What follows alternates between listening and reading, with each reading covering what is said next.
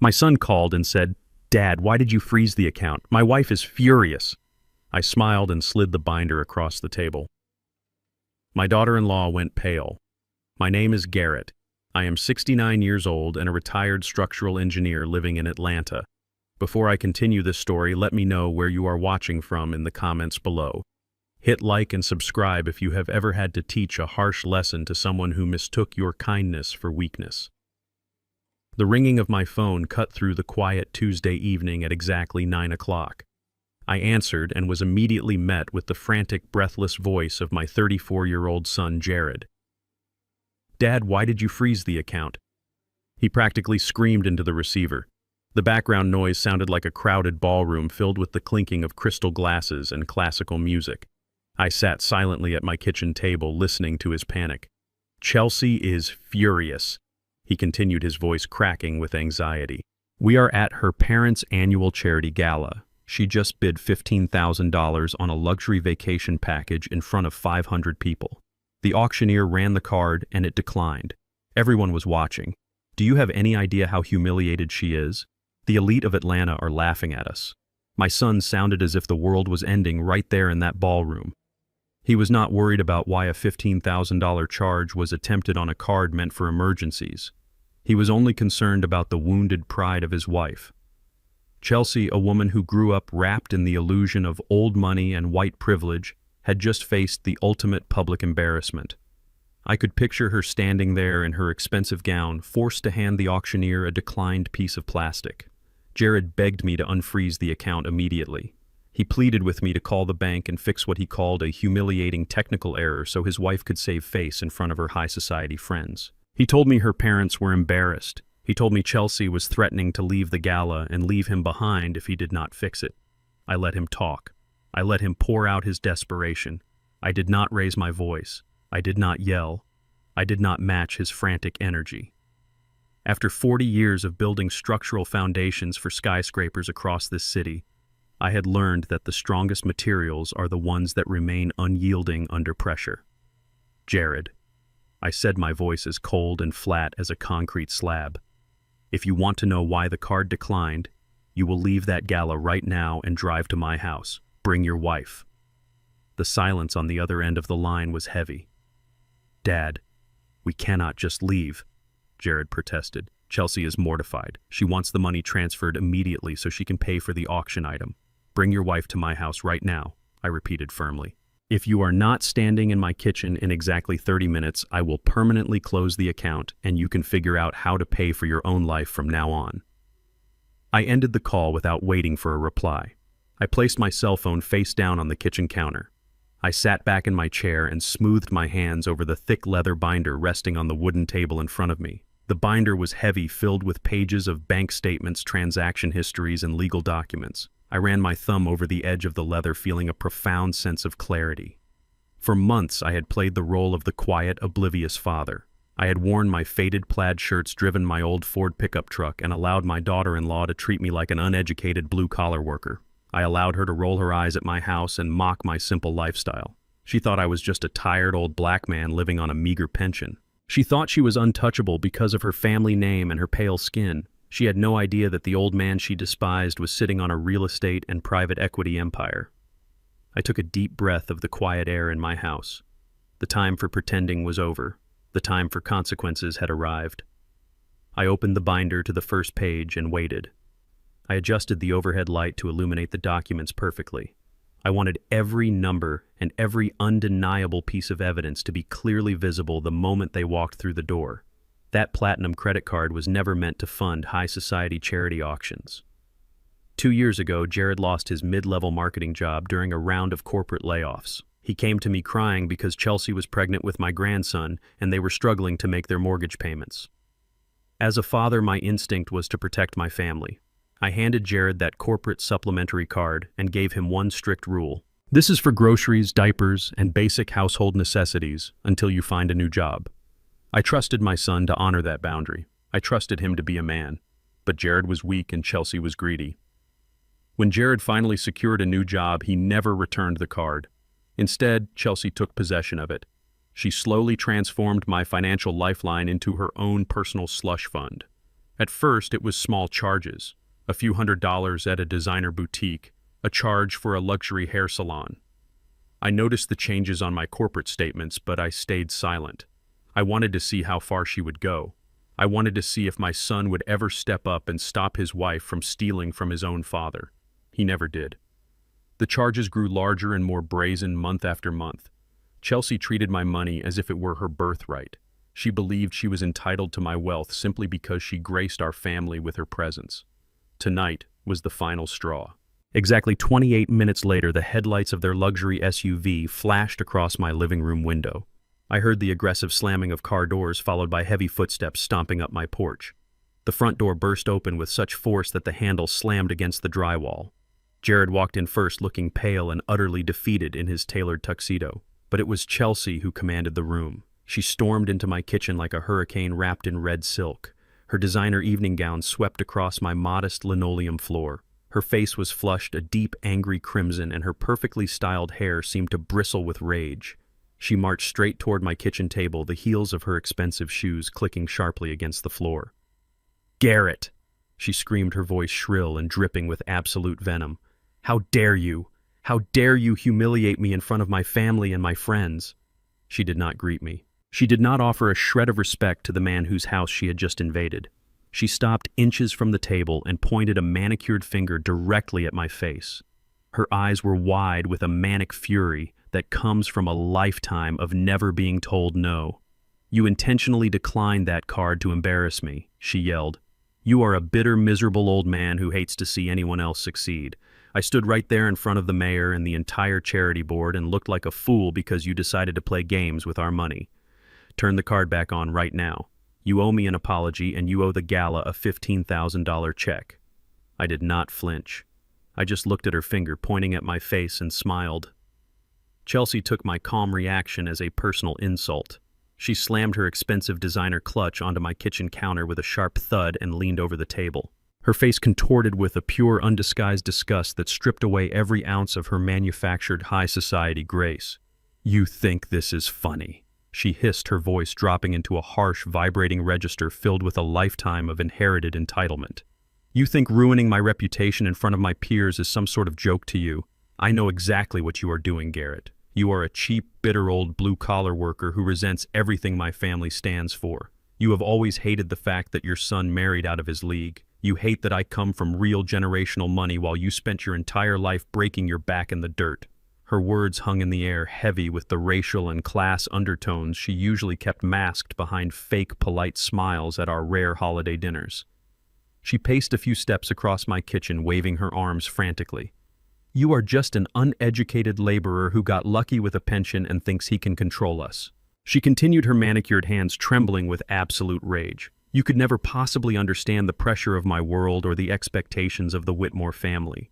We belong to the elite class of this city. We sit on influential charity boards. We fund hospitals. We hold the foundation of this community together. And you are just a stubborn old black man who refuses to stay in his proper lane. You intentionally set me up tonight to be humiliated in front of the most powerful people in Atlanta because you are deeply jealous of our status. You wanted to drag me down to your pathetic level to make yourself feel big." She crossed her arms over her chest and breathed heavily, convinced her vicious tirade had somehow put me in my place. She stared at me with an expression of absolute superiority, as if her pale skin and her family name gave her the divine right to speak to me like a disobedient servant inside my own home. I let her toxic words echo off the quiet kitchen walls. I did not raise my voice in retaliation. I did not defend my career or my intellect. I did not tell her that the dirt she claimed I broke my back in was the literal foundation of the very corporate skyline her elite friends admired from their penthouse suites.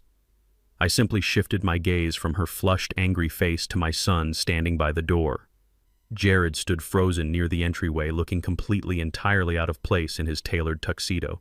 He shrank away from the conflict like a frightened child waiting to be scolded. I sat silently and waited for him to speak. I waited for the boy I raised as a single, hard-working father to step forward and defend my honor. I waited for him to demand respect for the man who paid his college tuition and financially supported him when he had absolutely nothing to his name. But Jared just stared down at the kitchen floor tiles. His silence was deafening and heartbreaking.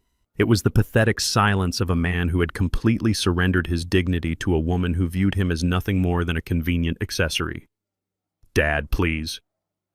Jared finally mumbled, his voice shaking with cowardice.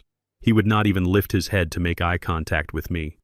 "Just call the bank customer service and unlock the card. Chelsea has suffered enough tonight. Her parents are waiting for us to return to the gala right now so we can pay for the auction package. If we do not go back with a working credit card, her family will be a laughingstock in the media tomorrow.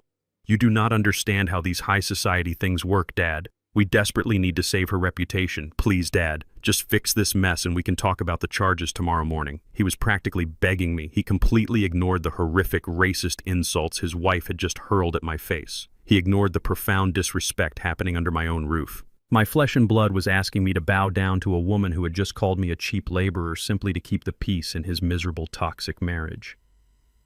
The profound cowardice radiating from my son was a heavy emotional blow, but it only solidified the cold resolve I had built over the past few months.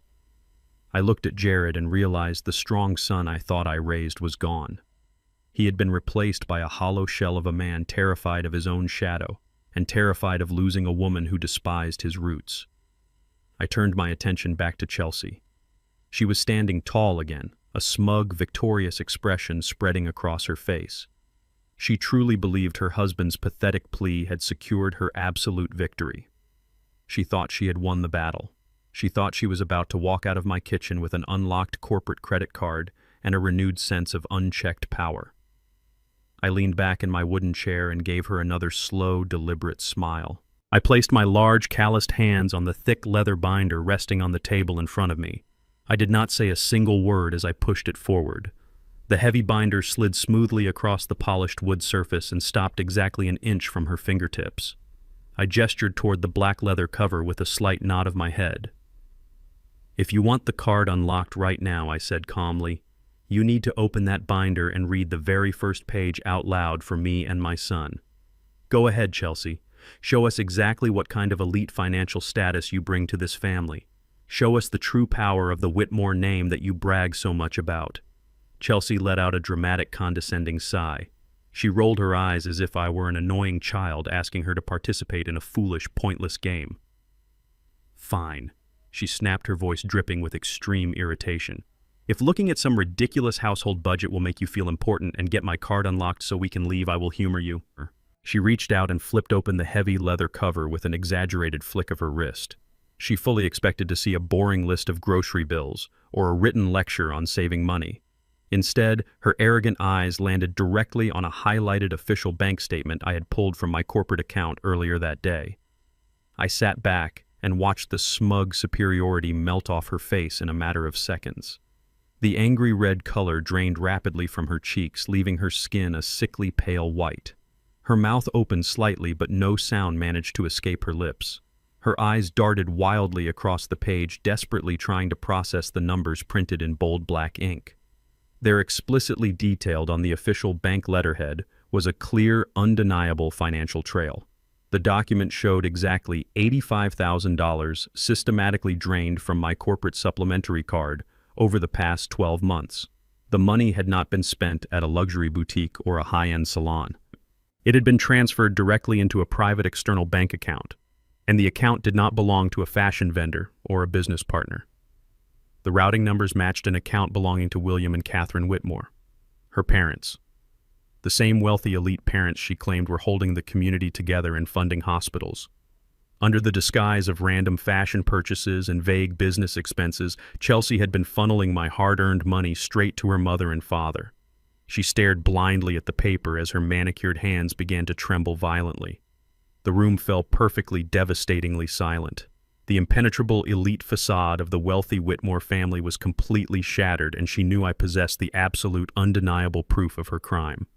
$85,000, I said, breaking the heavy silence that had suffocated my kitchen.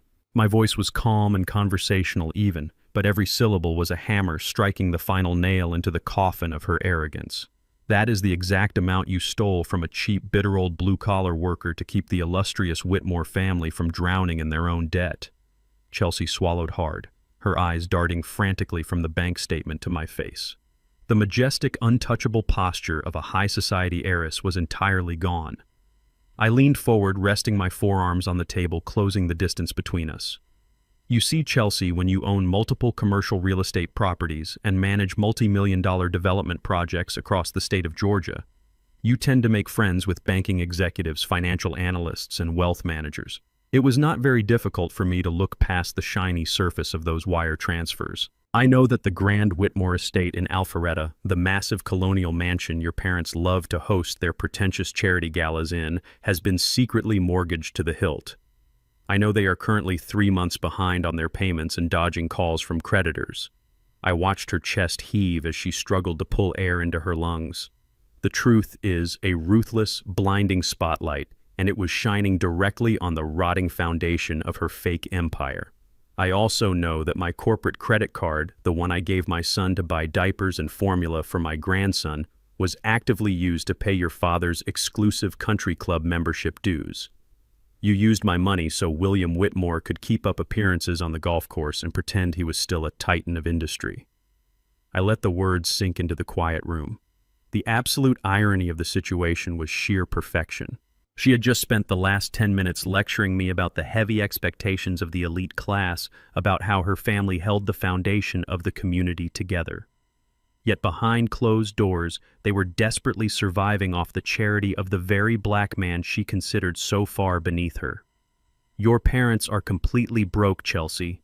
They have been practically bankrupt for years. All that old money dried up long before you married my son. You have been playing a desperate, pathetic game of dress-up using the sweat and blood of a laborer you despise to finance a lifestyle you simply cannot afford. For a brief moment, looking at her wide, panicked eyes, I thought she might actually break down, apologize, or show a single ounce of genuine shame. But social predators like Chelsea do not surrender to the truth. They deflect and attack. The raw shock on her pale face quickly morphed back into a defensive, feral sneer. Her survival instinct kicked in, overriding any sense of morality. She slammed the heavy leather binder shut, though the sound lacked the authoritative punch she intended. "It is a business loan," she stammered, her voice shaking so badly it cracked on the last word. She violently cleared her throat, lifting her chin in a desperate attempt to regain her footing. "My father is expanding his commercial portfolio into new territories. We needed liquid capital for a short-term investment bridging gap. It was a temporary, informal loan, Garrett. We fully intended to pay it back with interest once the quarterly corporate dividends cleared. It was a pathetic, poorly constructed lie built on buzzwords she probably heard her father use to scam other investors. We both knew William Whitmore had not made a successful or profitable investment in over a decade. A loan, I asked, raising one eyebrow slowly. A loan requires a legally binding contract, Chelsea. A loan requires agreed-upon terms, signatures, and the explicit consent of the account holder. What you did, repeatedly transferring funds across state lines without authorization, is called wire fraud." She took a sudden step back, her red silk gown rustling sharply against the wooden chairs.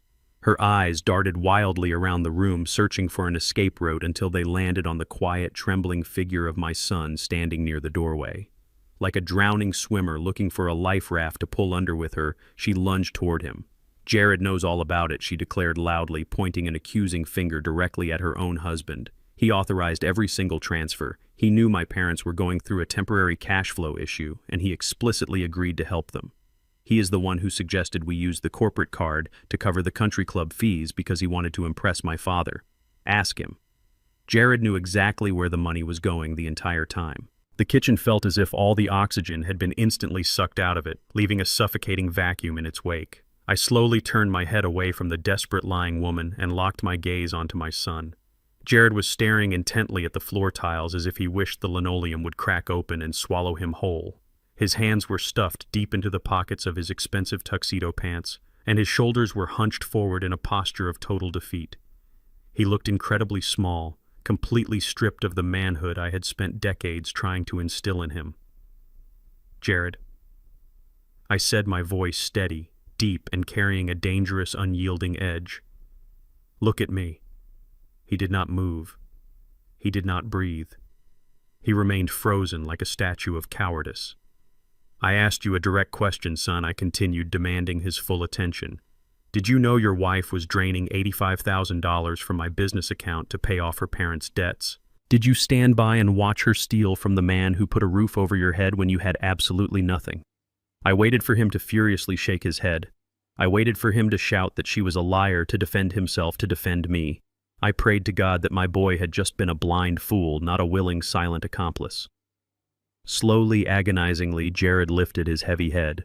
His eyes were bloodshot, brimming with unshed tears of profound, miserable cowardice.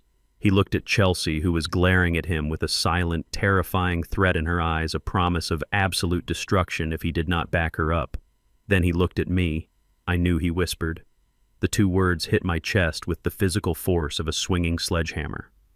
I felt a sharp, breathtaking pain radiate through my ribs, a pain far worse than any physical injury I had ever sustained on a construction site.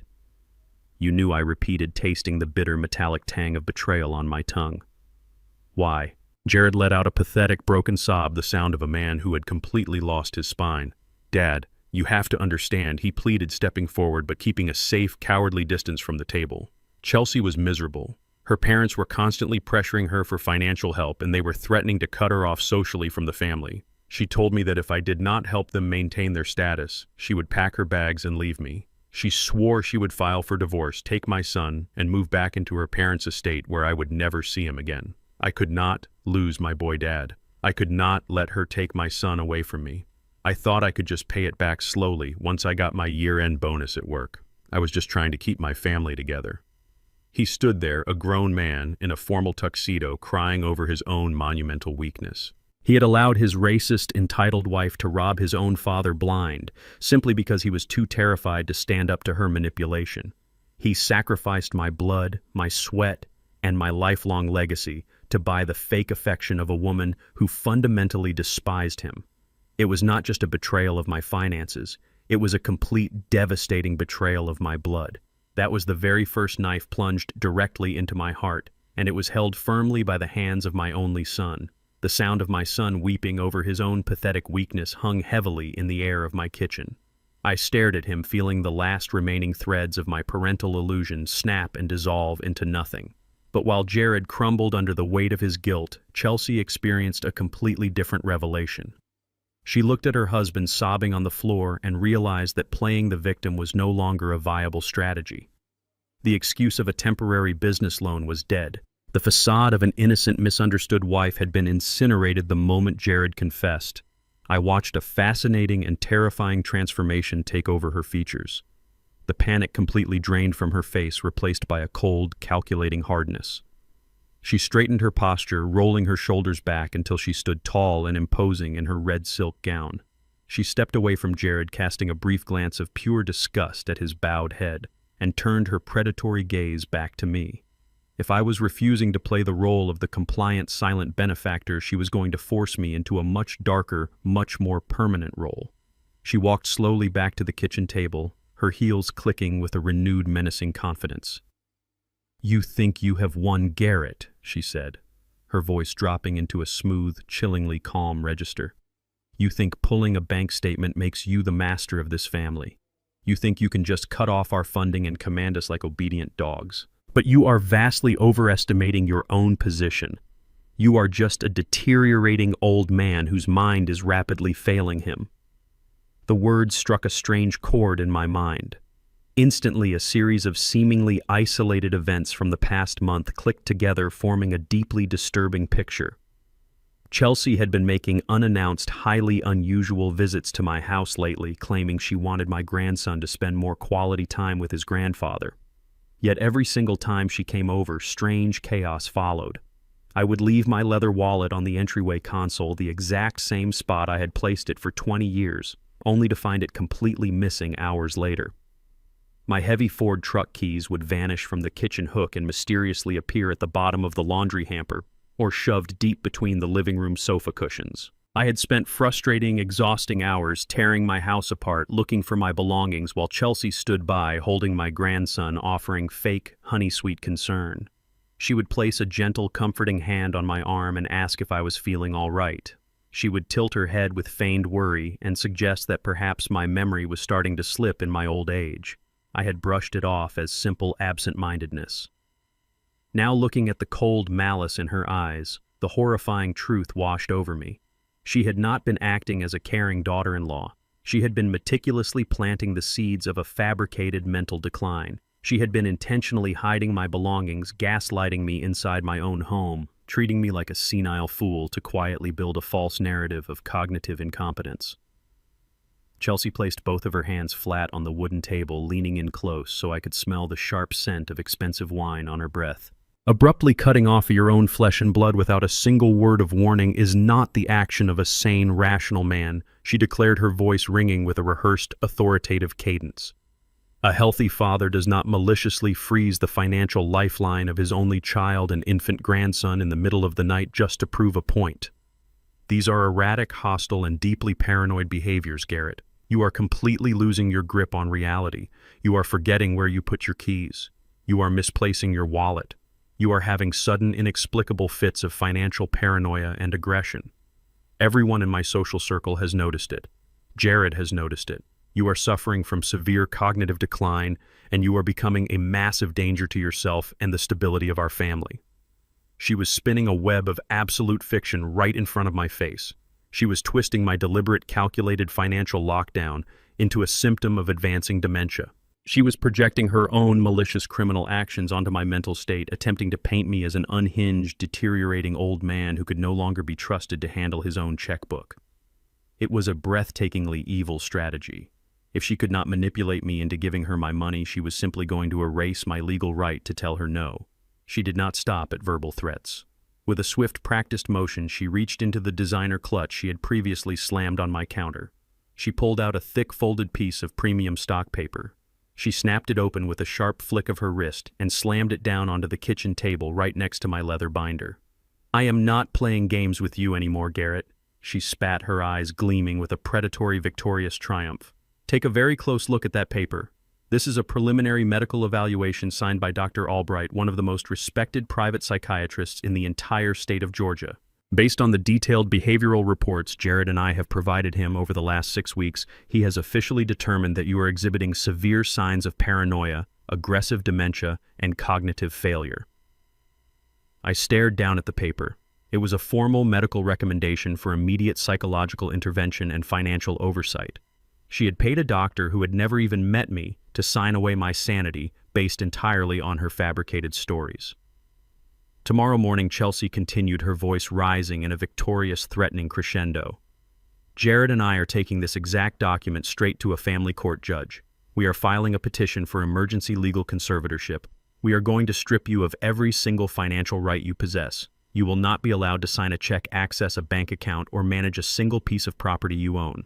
The court will appoint Jared as your legal guardian, giving us total unrestricted control over your entire estate and all of your assets. You will be placed on a strict allowance, and if you continue to act out, we will have you moved into a specialized care facility for your own safety.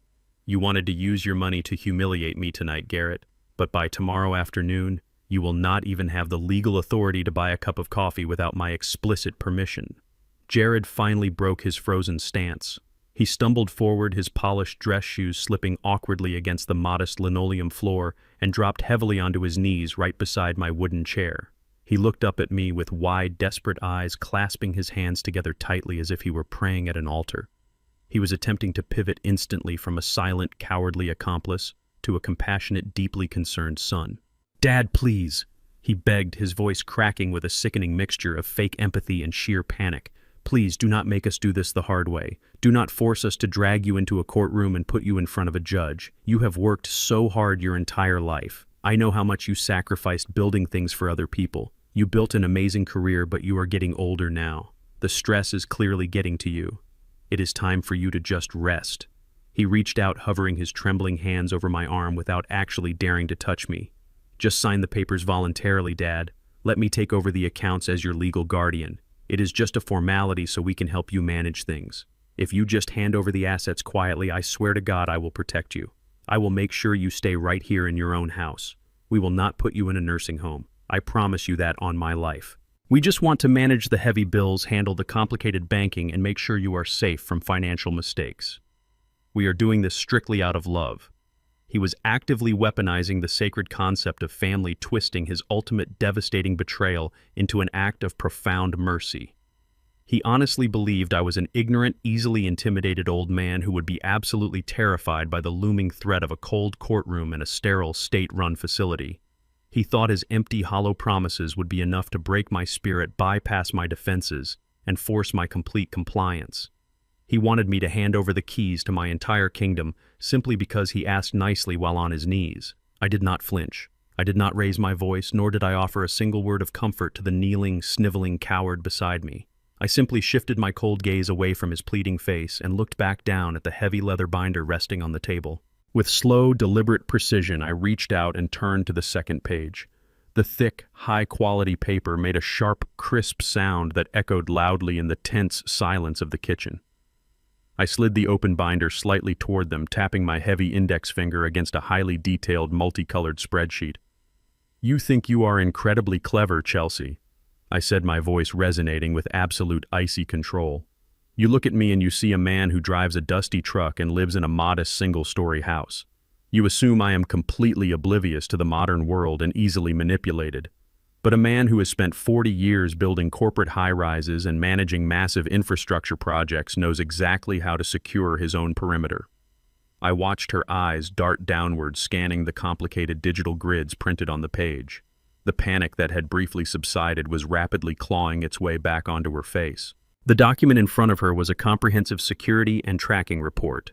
It explicitly detailed the exact GPS coordinates of her luxury SUV, cross-referenced perfectly with the digital timestamps from the concealed high-definition security cameras I had installed around the exterior of my property 6 months ago.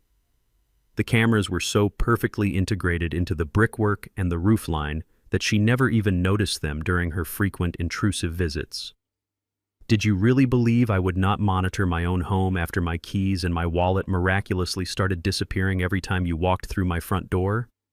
I asked, leaning back in my chair and crossing my arms. "You wanted to build a fake medical history showing I was losing my mind, but all you did was prompt me to upgrade my surveillance system to military-grade specifications." I pointed to a specific bright yellow highlighted row on the spreadsheet. "Take a very close look at the entry from last Tuesday afternoon," I commanded. "At exactly 2 o'clock, I was attending a routine medical checkup at a clinic across town. A checkup, I might add, that you specifically scheduled for me, claiming you were highly concerned about my cholesterol and my blood pressure." I looked directly into her suddenly terrified, wide eyes. But while I was sitting in that clinic waiting room reading a magazine, my security system alerted my phone to unauthorized activity at my front gate. The cameras recorded your exact license plate pulling into my driveway. And you did not come alone to check on my property. You brought a man in a tailored gray suit holding a clipboard. Chelsea sucked in a sharp, ragged breath. Her confident, imposing posture violently shattered, and she took a frantic step backward. The cameras captured absolutely everything. I continued, relentlessly making sure every word struck her like a physical blow. "They recorded the two of you walking the entire perimeter of my property. They recorded him taking extensive, highly detailed photographs of the foundation, the roofline, and the surrounding acreage. They recorded him pulling out a professional laser measuring device to calculate the exact square footage of my lot." Jared looked up from the floor, his face twisted in genuine raw confusion. He looked at the paperwork, then up at his wife, clearly having no idea what I was talking about. "What is he talking about, Chelsea?" Jared whispered, his voice trembling. "Who did you bring to the house?" "He was a commercial real estate appraiser," I stated loudly, slicing through my son's confusion.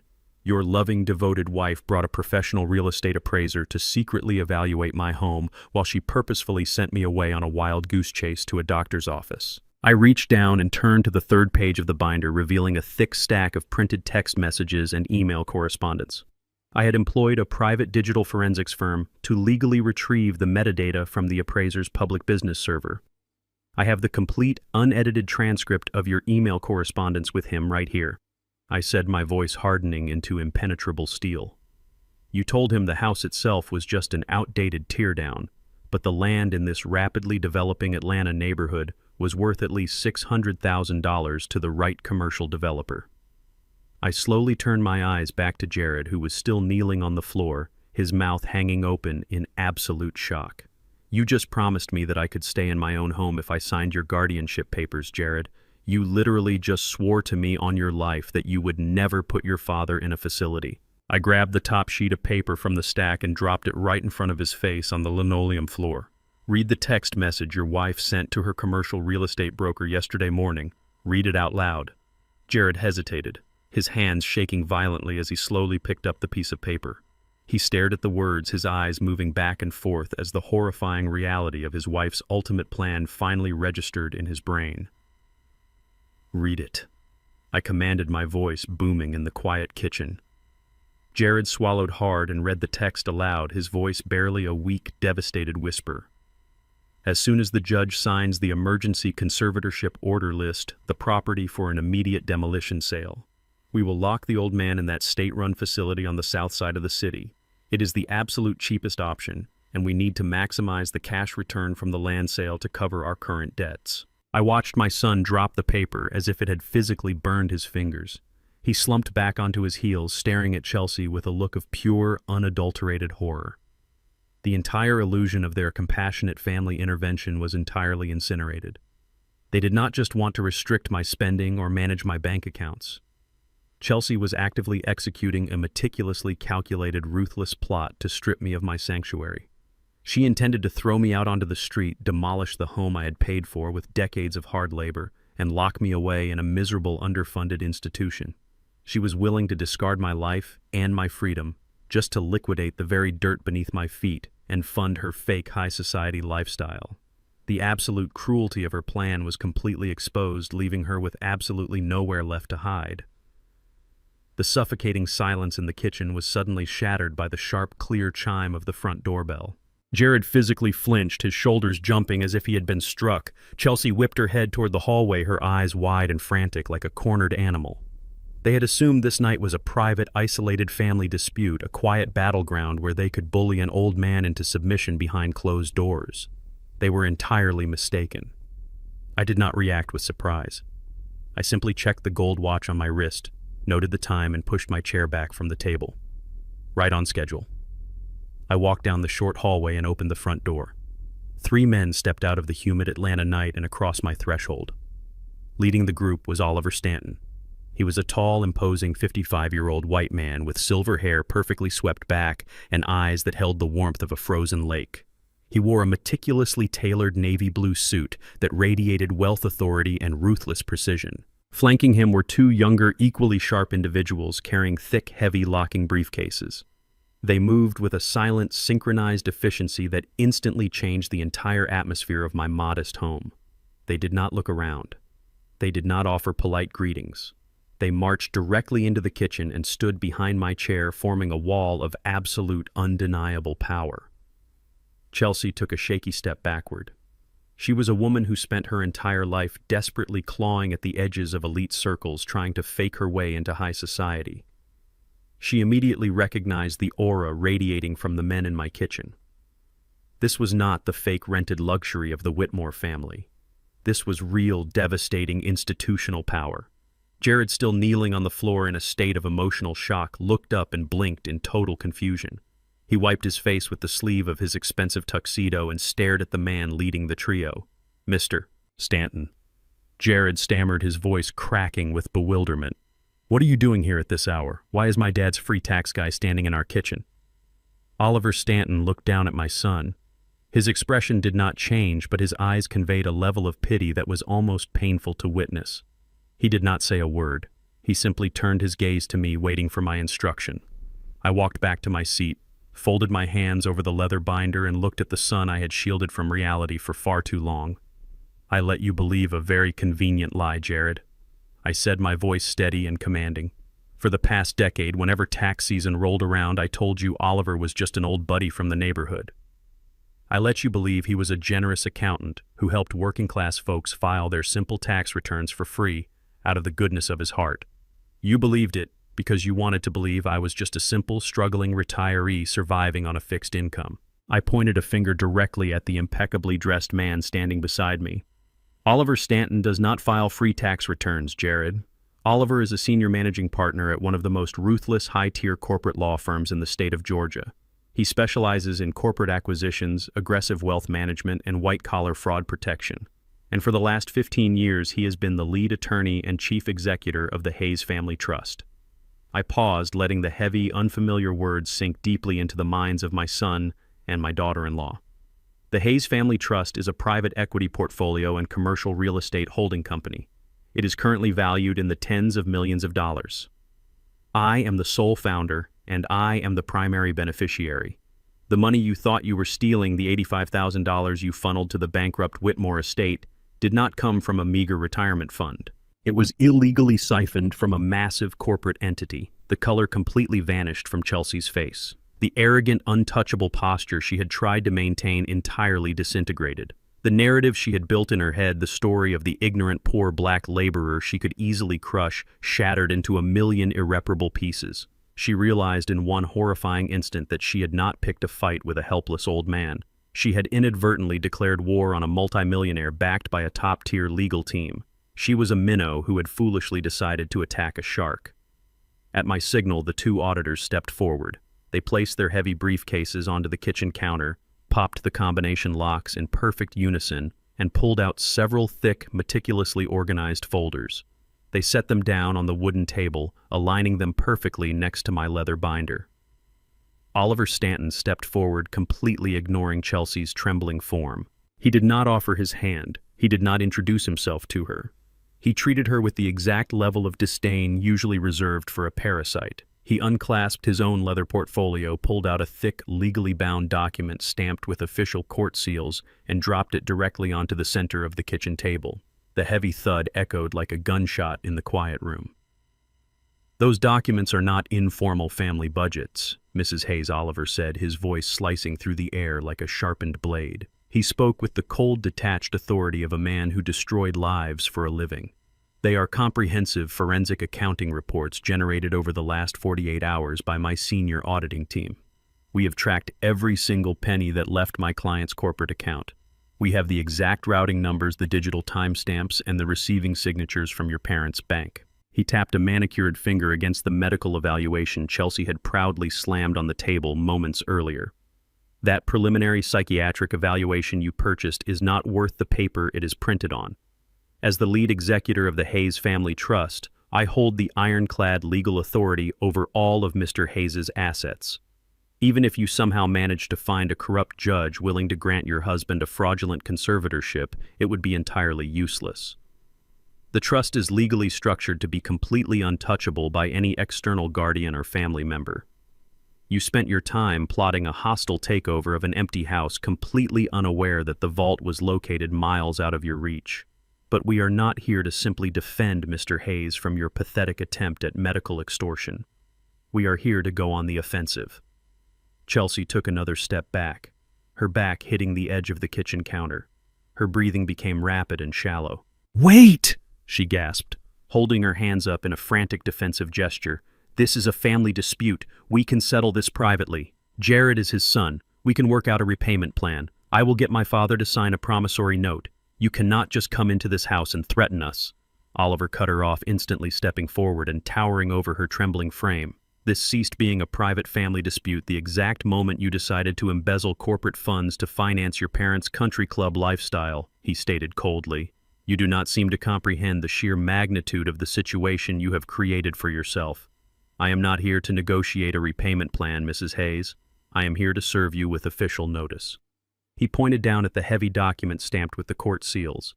"That is a formal legal filing," Oliver declared, delivering the fatal, crushing blow without a single ounce of mercy. "My firm has already submitted a comprehensive evidence packet directly to the authorities. We are not suing you in civil court for a simple breach of trust. We are formally pressing criminal charges against you for federal wire fraud." He stared dead into her terrified, wide eyes, ensuring she understood the absolute certainty of her destruction. By transferring funds across state lines and utilizing electronic banking systems to deliberately embezzle $85,000 from a registered corporate entity, you committed a severe federal offense. The United States government takes a very grim view of white-collar financial crimes. The maximum penalty for a single count of federal wire fraud is 20 years in a federal penitentiary. The trap has already been sprung, Mrs. Hayes. You are not walking out of this kitchen with a warning. You are looking at a federal indictment. The word penitentiary hung in the kitchen air like a swinging guillotine. For a fraction of a second, the sheer gravity of a 20-year federal prison sentence paralyzed Chelsea. Then the aristocratic facade she had carefully maintained her entire life violently shattered. She did not politely ask for clarification. She did not attempt to negotiate. She completely lost her mind. She let out a piercing, hysterical scream that echoed off the cabinets. "You are a liar!" she shrieked, pointing her manicured finger at Oliver Stanton. "You are nothing but a hired actor in a cheap suit brought here to intimidate me. This is harassment. This is illegal. You cannot walk into this house and threaten me with federal charges over a simple family misunderstanding." She was hyperventilating, her chest heaving under the red silk of her gown. She whipped her head around to look at Jared. "Do something," she commanded, her voice shrill and desperate. "Are you just going to let these thugs stand in your father's kitchen and threaten your wife with prison? Throw them out. Call the police and have them arrested for trespassing. Be a man for once in your miserable life and protect me." But Jared did not move a single muscle. He remained glued to the floor, his knees pressed against the linoleum. The terrifying reality of a federal indictment had completely short-circuited his brain. He knew Oliver Stanton was not a hired actor. He recognized the heavy, high-quality paper of the legal filings and the terrifying precision of the auditing team. Jared looked up at his wife, his face completely drained of color, his eyes wide with absolute horror. He was fully aware that wire fraud was not a simple misunderstanding. He knew that the federal government did not care about the social standing of the Whitmore family. His cowardice had finally caught up to him, leaving him paralyzed in the face of inevitable destruction. He simply lowered his head back down, refusing to meet Chelsea's frantic, demanding gaze. Seeing that her husband had entirely abandoned her to the wolves, Chelsea let out a frustrated, guttural sound.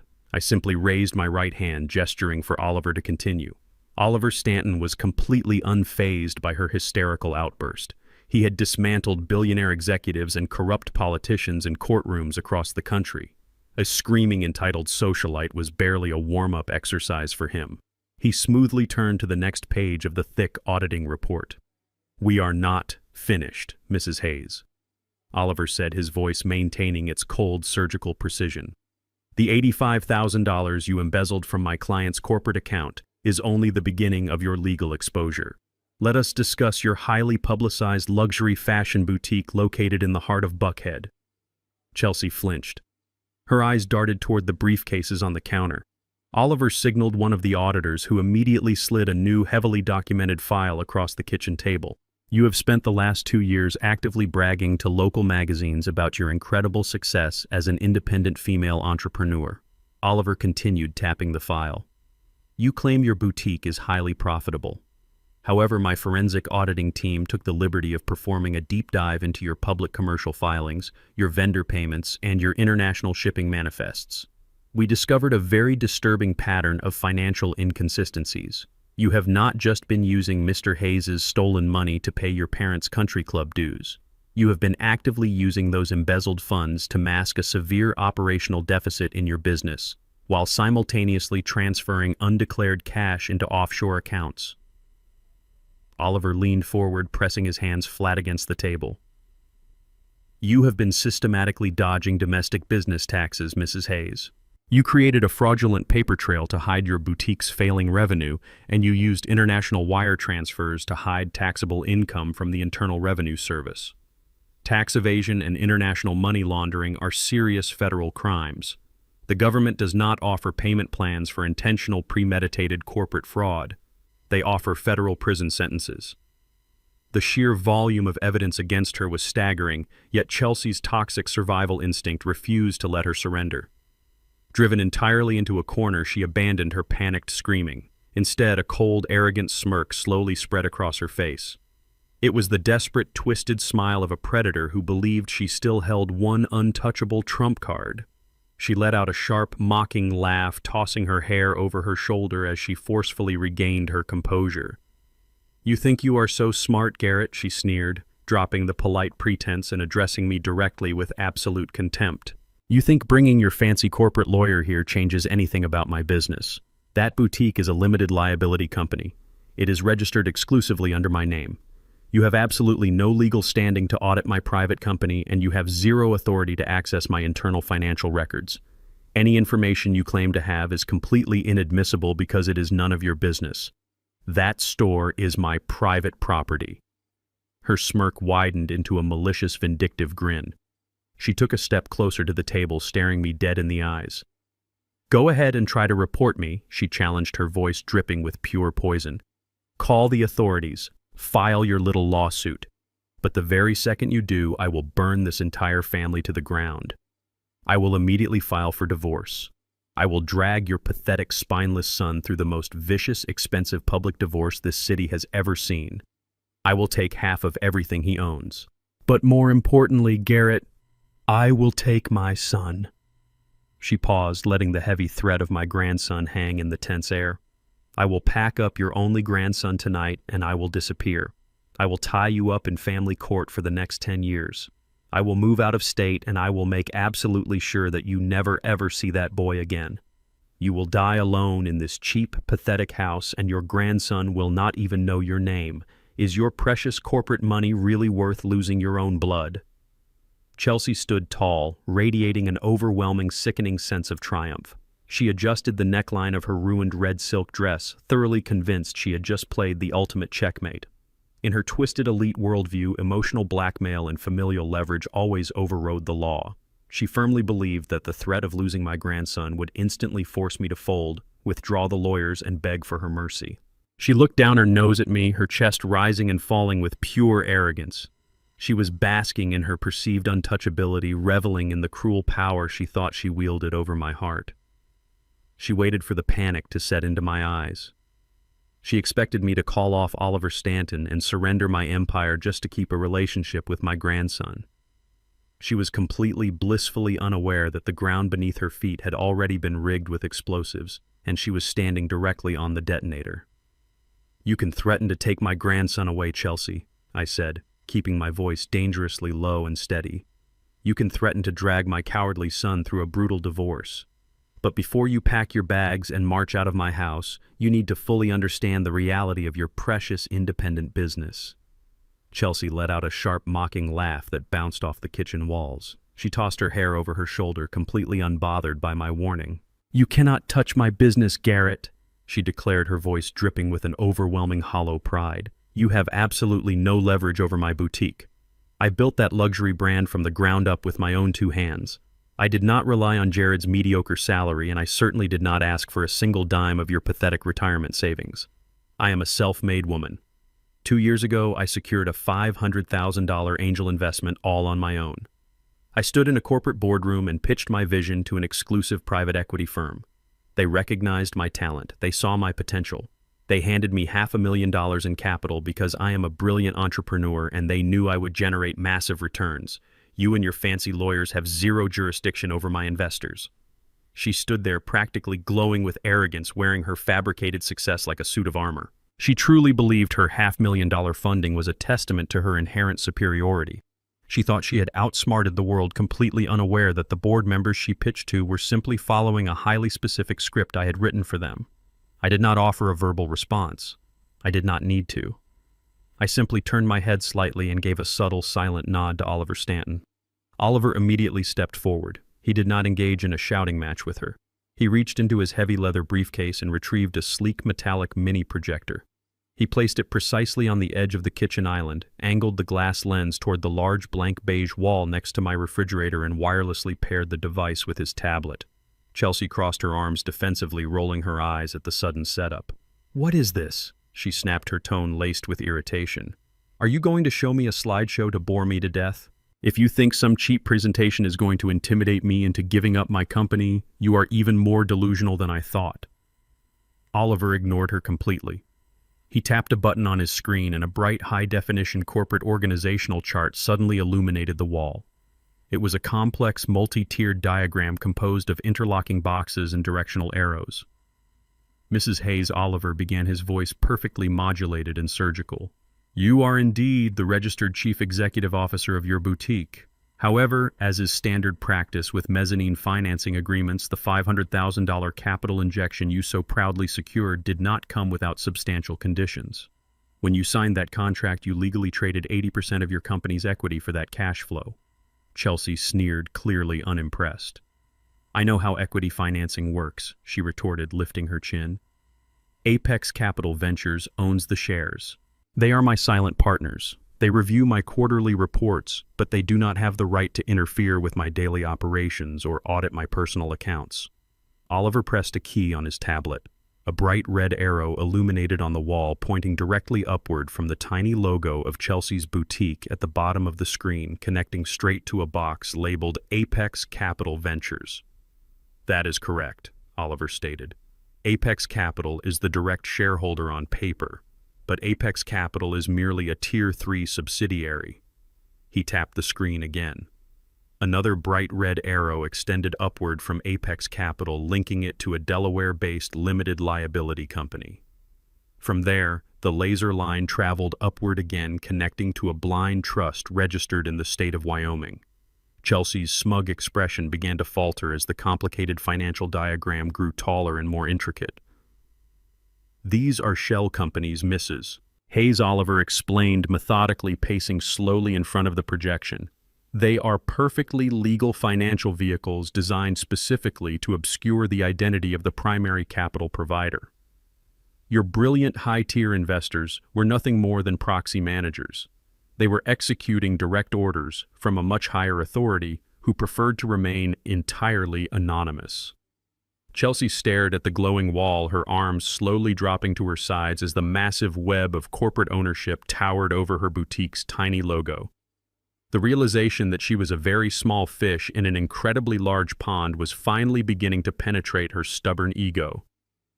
Oliver pressed one final key on his tablet. The highest box on the organizational chart, the Master Holding Corporation, sitting at the absolute peak of the pyramid, glowed bright green. The text inside the box flipped over to reveal the identity of the singular entity holding 100% of the voting shares across the entire network.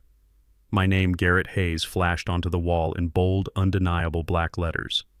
Chelsea stopped breathing.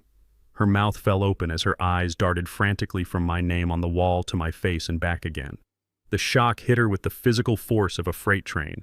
The uneducated, blue-collar old black man she had spent the entire evening insulting, threatening, and degrading was the very angel investor who funded her entire dream. I was not just her despised father-in-law. I owned the majority of her business. I was her absolute, undeniable boss. The glowing green box projected on the wall reflected in Chelsea's wide, terrified eyes. The name Garrett Hayes burned into her retinas, aggressively dismantling every single delusion she held about her superior place in the world. I watched the exact second her legs gave out. Her knees violently buckled beneath the expensive red silk of her designer gown, utterly unable to support the crushing weight of her new reality. She lunged sideways, her manicured fingers desperately clawing at the curved back of one of my cheap wooden kitchen chairs to prevent herself from collapsing entirely onto the linoleum floor. Her knuckles turned a stark bone white as she gripped the wood, her chest heaving with rapid, shallow, panicked gasps. The impenetrable, arrogant armor of her high society white superiority had been completely pulverized in an instant. For years she had paraded around Atlanta, treating me like a filthy, uneducated laborer. She had viewed me as an embarrassment, an unwanted burden to be hidden away from her elite peers. She had wielded her family name like a weapon, entirely convinced her generational status inherently elevated her far above a black man who drove a beat-up Ford pickup and wore faded plaid shirts. Now, staring at the projected organizational chart, the horrifying truth completely suffocated her. She was not a self-made prodigy. She was not a brilliant independent entrepreneur. She was an unwitting employee, a puppet dancing on strings I had personally financed and controlled from the very beginning. She had spent 2 long years eagerly cashing massive checks signed by the very man she considered deeply beneath her contempt. Jared remained on his knees a few feet away, staring at the projection with his mouth hanging open, entirely useless, as he watched his wife's fake empire evaporate into thin air. Chelsea tried to speak, but her throat only produced a weak, raspy clicking sound. The sheer magnitude of her humiliation was absolute, stripping away her voice and leaving her gasping for air like a landed fish. I did not offer her a glass of water. I did not offer her a moment to collect her shattered dignity or catch her breath. I kept my voice perfectly level, ensuring every single syllable struck her with maximum devastating impact. When you secured that $500,000 capital injection 2 years ago, Chelsea, you were far too eager to play the role of a powerful chief executive officer to actually read the fine print of your own mezzanine financing agreement. You saw a massive check and immediately assumed your unmatched brilliance had conquered the financial sector. But in the ruthless world of private equity, whoever holds the gold holds the absolute power. I recited the specific legal clauses from memory, letting the unyielding reality of corporate law wash over her trembling frame. Section 4, paragraph 2 of your operating agreement clearly states that the primary investor holding 80% of the company's equity retains absolute controlling interest. It legally guarantees majority voting rights and grants the primary shareholder the unilateral authority to restructure executive management at their sole discretion. I gave you that funding through my blind proxy managers because I wanted to see if you actually possessed any real business acumen. I wanted to see if the woman my son married was a genuine asset to his life or a parasitic liability. You proved exactly who you are. You did not build a sustainable, profitable business. You built a personal piggy bank to fund your fake aristocracy. You used my corporate capital to fund your lavish lifestyle, to hide your parents' embarrassing bankruptcy, and to dodge federal taxes through offshore accounts. You never actually owned that boutique, Chelsea. You were merely renting the title, and your lease has officially expired. Oliver Stanton stepped forward again, breaking his rigid, intimidating stance just enough to pull a crisp sealed document from his heavy leather briefcase. He handed it to me with a brief, deeply respectful nod. I placed it squarely on top of the leather binder, directly in Chelsea's line of sight. She stared down at the thick, watermarked paper as if it were a loaded weapon aimed right at her chest. This is the official transcript and formalized minutes of an emergency board of directors meeting, I declared, tapping the document with a heavy, calloused finger. The meeting was convened at exactly 8 o'clock this morning at the downtown executive offices of the Hayes Family Trust. Because I hold 100% of the voting power of the master holding corporation that owns Apex Capital Ventures, a quorum was easily established without your knowledge. I am the board, Chelsea. And this morning the board conducted a comprehensive forensic review of your executive performance. I let the heavy weight of the corporate execution settle over the quiet kitchen, the only sound being her ragged, terrified breathing. We reviewed the meticulous auditing reports detailing your offshore cash transfers. We examined the precise path of the $85,000 you embezzled through wire fraud to pay William and Catherine Whitmore's exclusive country club dues.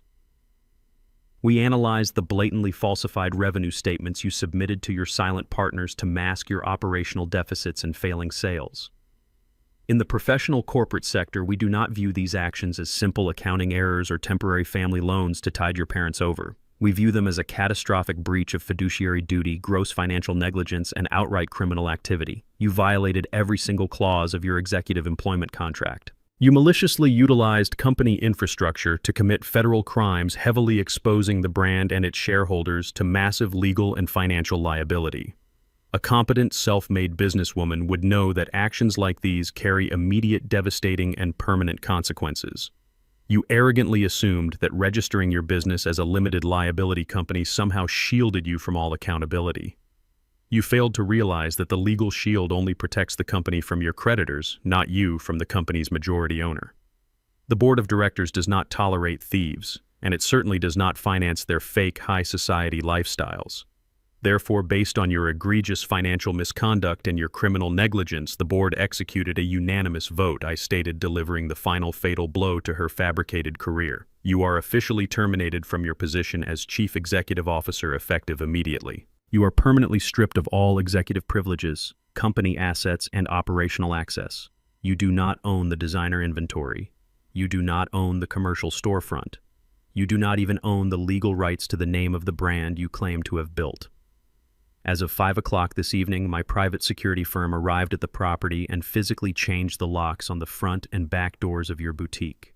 Your corporate email accounts have been permanently deactivated, and your business banking accounts are completely frozen by the financial institution.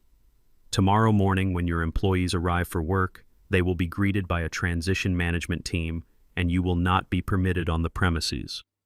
You are walking out of my house tonight with absolutely nothing. Your fake elite empire is entirely dead, Chelsea. You have lost everything, and you have no one to blame but yourself.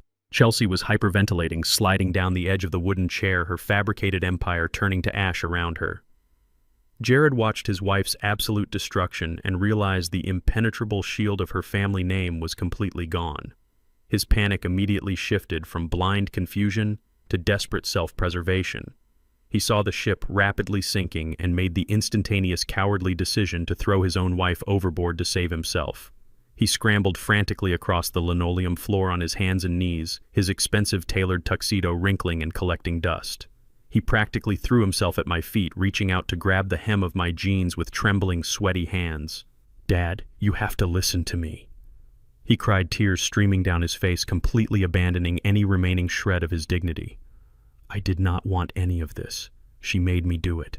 He pointed a shaking finger at Chelsea, who was too consumed by the horrifying reality of her financial ruin to even register her husband's sudden vicious betrayal. "She manipulated me, Dad."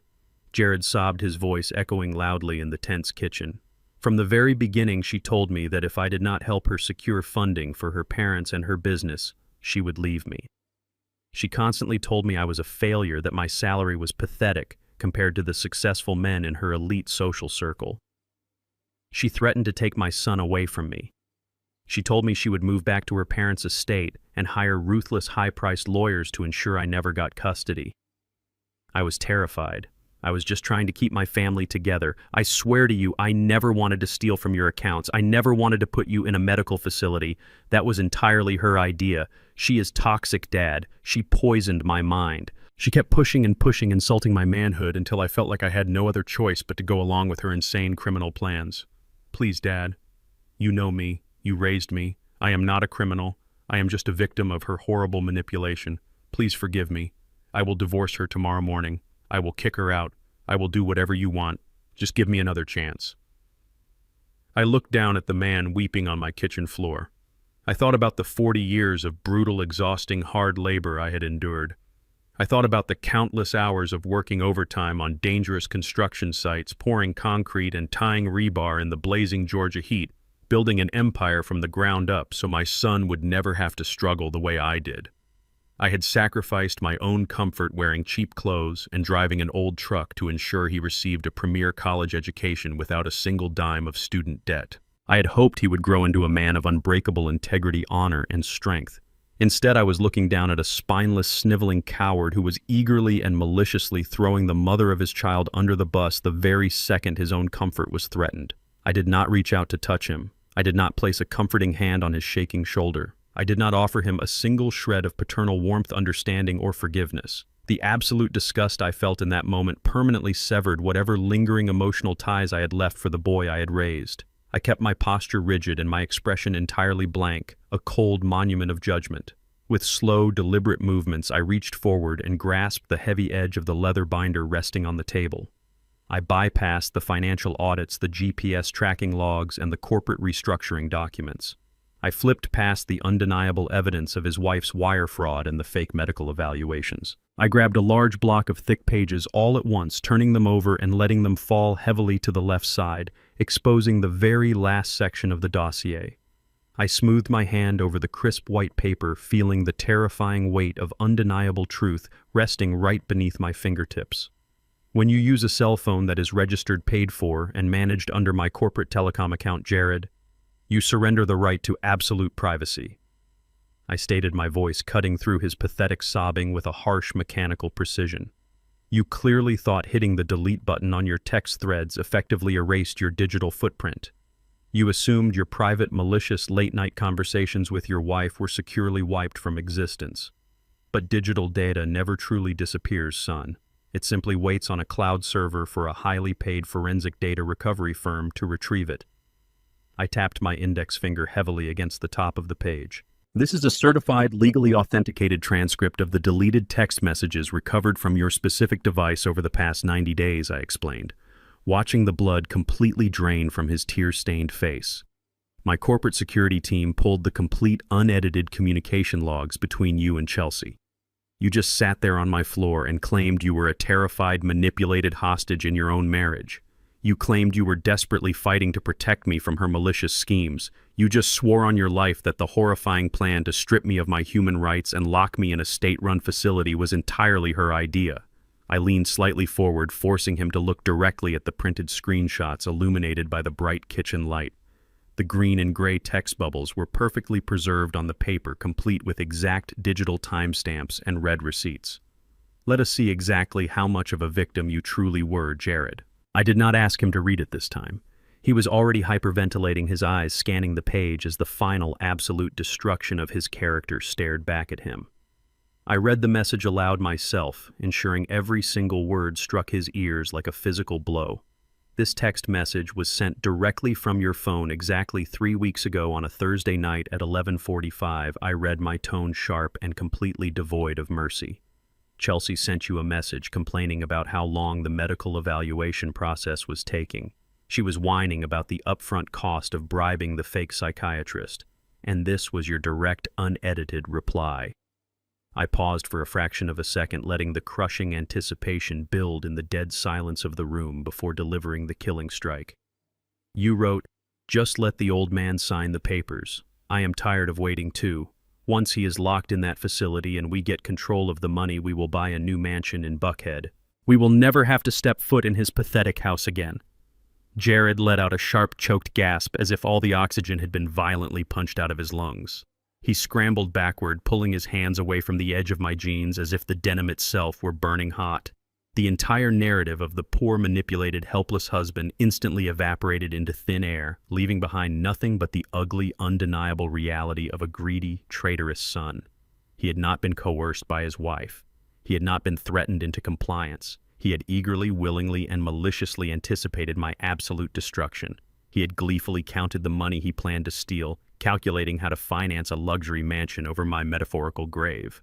His ultimate betrayal was not a tragic byproduct of a toxic marriage. It was a conscious, eager, and unforgivable choice. The crushing weight of the printed text message completely paralyzed Jared on the kitchen floor. He had absolutely no excuses left to offer. He could not hide behind the facade of a manipulated husband anymore. But while my son was entirely broken by his own exposed malice, Chelsea reacted like a cornered, rabid animal. She saw her husband weeping, she saw her fake corporate empire reduced to ashes, and she realized she was completely out of options. Instead of surrendering or showing a single ounce of remorse, she went entirely unhinged. She violently pushed herself off the kitchen counter, her face twisting into a mask of pure, unfiltered hatred. She pointed a shaking, manicured finger at me, her voice escalating into a deafening, hysterical shriek that bounced sharply off the walls of my home.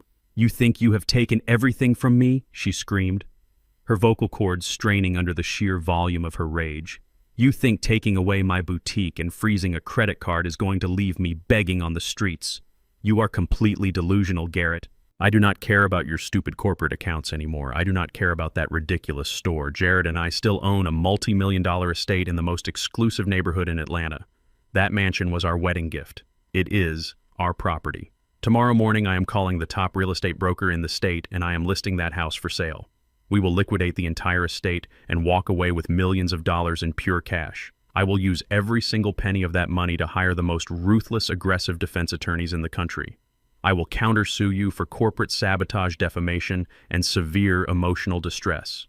I will drag your name through the mud, tie up your precious trust fund in litigation for decades, and watch you rot in this pathetic little house while I destroy your entire legacy." She was breathing heavily, her chest heaving as she spat her venomous threats. She was utterly convinced that the sprawling, pristine mansion they lived in was her ultimate, untouchable safety net. She firmly believed that no matter what happened in this kitchen tonight, she could simply sell the roof over her head to finance her revenge and maintain her wealthy lifestyle. I did not even blink at her frantic declarations. I simply remained seated, my hands folded calmly over the leather binder. Beside me, Oliver Stanton let out a soft, sharp clearing of his throat. It was a remarkably quiet sound, yet it sliced through Chelsea's hysterical screaming with the absolute precision of a surgical scalpel.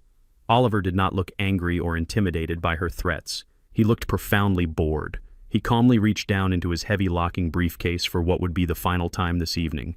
With slow, deliberate movements, he withdrew a thick, pristine stack of legal documents bound by a heavy blue seal. He did not slam it down like the previous files. He placed it gently onto the wooden table right next to the forensic accounting reports and the printed text messages. He tapped the top of the crisp paper with his silver pen, capturing Chelsea's wild, frantic attention immediately. Mrs. Hayes Oliver said, his voice maintaining a chilling surgical detachment. "It is highly advisable that you consult with a qualified real estate attorney before you attempt to contact a broker. If you attempt to list the property you currently reside in for sale, you will be immediately arrested by state authorities for real estate fraud." Chelsea froze, her mouth still slightly open from her previous tirade. "What are you talking about?" she snapped, though the absolute panic was rapidly beginning to leak back into her voice. "That house was a wedding present. It belongs to us. We chose the layout. We picked the neighborhood. It is my house." Oliver slowly shook his head, a gesture entirely devoid of any sympathy. "You have spent the last 5 years living under a very generous, heavily orchestrated illusion," he explained, folding his hands together. "When you and Jared were married 5 years ago, my client did indeed purchase that sprawling mansion in Buckhead. He paid for it entirely in cash to ensure there was no mortgage weighing down the property. However, as a man who has spent his entire life navigating the treacherous waters of commercial wealth, Mr. Hayes is not in the habit of blindly handing over multi-million-dollar assets to young, financially unproven couples. He never transferred the deed to your husband. He certainly never put your name anywhere near the title. That house is legally owned in its entirety by the Hayes Real Estate Holding Trust, an anonymous corporate entity that Mr. Hayes controls exclusively." The color drained from Chelsea's face once again. She took a shaky step back, her eyes locked on the blue-sealed documents. Oliver continued delivering the devastating legal reality without a single pause. "You do not hold a single percentage of equity in that property. You cannot sell it. You cannot borrow against it. You cannot leverage a single brick of that foundation to pay for your criminal defense lawyers. You own absolutely nothing." Chelsea looked as if she had been physically struck by a heavy blow. She stared blankly at the table, her mind desperately trying to reject the horrifying reality crashing down upon her. She had spent 5 long years hosting lavish dinner parties in that house. She had spent years bragging to her high society friends and her bankrupt parents about her gorgeous estate, parading around as the wealthy mistress of a grand manor. She had arrogantly decorated it with expensive art and custom furniture, treating the grounds as her sovereign territory. The sudden brutal realization that she was completely assetless hit her with catastrophic force. The mansion she thought was her ultimate financial weapon was just another piece of my sprawling empire. She was not a queen in a castle. She was merely a guest who had vastly overstayed her welcome. Oliver delivered the final devastating legal blow without missing a beat. "Because the trust holds the exclusive title to the property, your legal status for the past 5 years has never been that of a homeowner," he stated, his words echoing brutally in the quiet kitchen. "You and your husband are legally classified as residential tenants. You are tenants who have been occupying a premium luxury estate while paying exactly $0 in rent. You have lived completely rent-free on the charity of the very man you just plotted to lock in a state-run mental facility." Oliver picked up the top sheet of the bound document and pushed it directly across the smooth wood toward her trembling hands. "And as the sole executor of the holding trust, Mr. Hayes held an administrative meeting this afternoon. We have formally signed a binding lease termination order. Your free ride is officially over."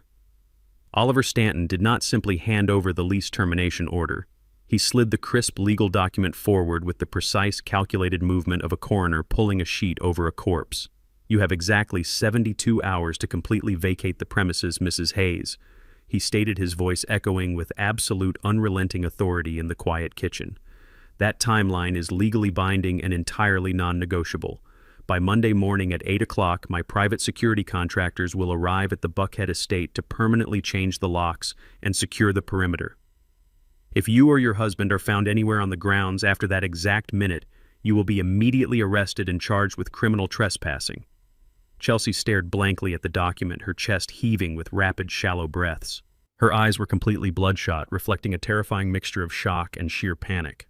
But Oliver was not finished delivering the devastating terms of her eviction. He unbuttoned his suit jacket and leaned slightly forward, ensuring she absorbed every single word of her new reality. Furthermore, he continued, his tone dropping into a chillingly calm register. "You will only be permitted to remove your personal effects from the property. You may pack your clothing, your shoes, your makeup, and your personal electronics. That is all. Every single piece of custom furniture you bragged about purchasing, the imported artwork, the expensive Persian rugs, the crystal chandeliers, and the high-end appliances remain exactly where they are.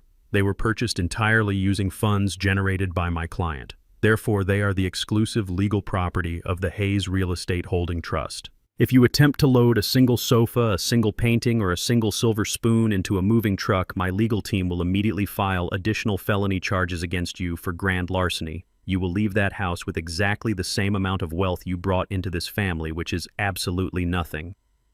The sheer brutal finality of Oliver's words hung heavily in the air. The grand illusion of the wealthy, untouchable Whitmore heiress had been completely eradicated. Chelsea slowly turned her head away from the legal documents on the table and looked down at Jared. Her husband was still kneeling on the linoleum floor, weeping silently into his hands, utterly destroyed by the exposure of his own treacherous text messages. The realization that she was permanently chained to a man who possessed zero assets, zero power, and zero future finally snapped the last remaining thread of her sanity. The aristocratic facade of the high society socialite vanished instantly, replaced by a feral, vicious monster. Chelsea let out a piercing, guttural scream that sounded more animal than human. She violently lunged toward Jared, her manicured hands turning into rigid, sharp claws. She threw her entire body weight against him, tackling him right there on my kitchen floor. "You pathetic, worthless loser," she shrieked, her voice cracking with pure, venomous hatred. Her acrylic nails dug viciously into the shoulders of his expensive tuxedo, tearing the fine fabric and scratching deeply into his neck. "You promised me we were rich. You promised me you had control over this miserable old man. You are nothing but a weak, empty-handed puppet. You have absolutely nothing."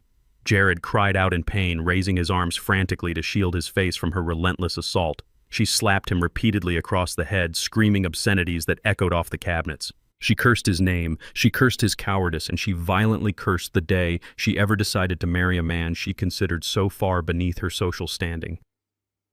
"I married you because you were supposed to inherit a fortune," she sobbed, her hands raining blows down upon his chest. "You are a broke, pathetic failure, and you dragged me down with you." For the first time in his entire miserable life, Jared finally reached his breaking point.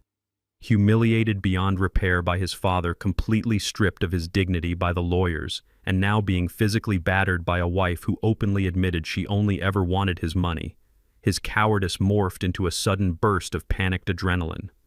He let out a loud, desperate yell and forcefully shoved her away.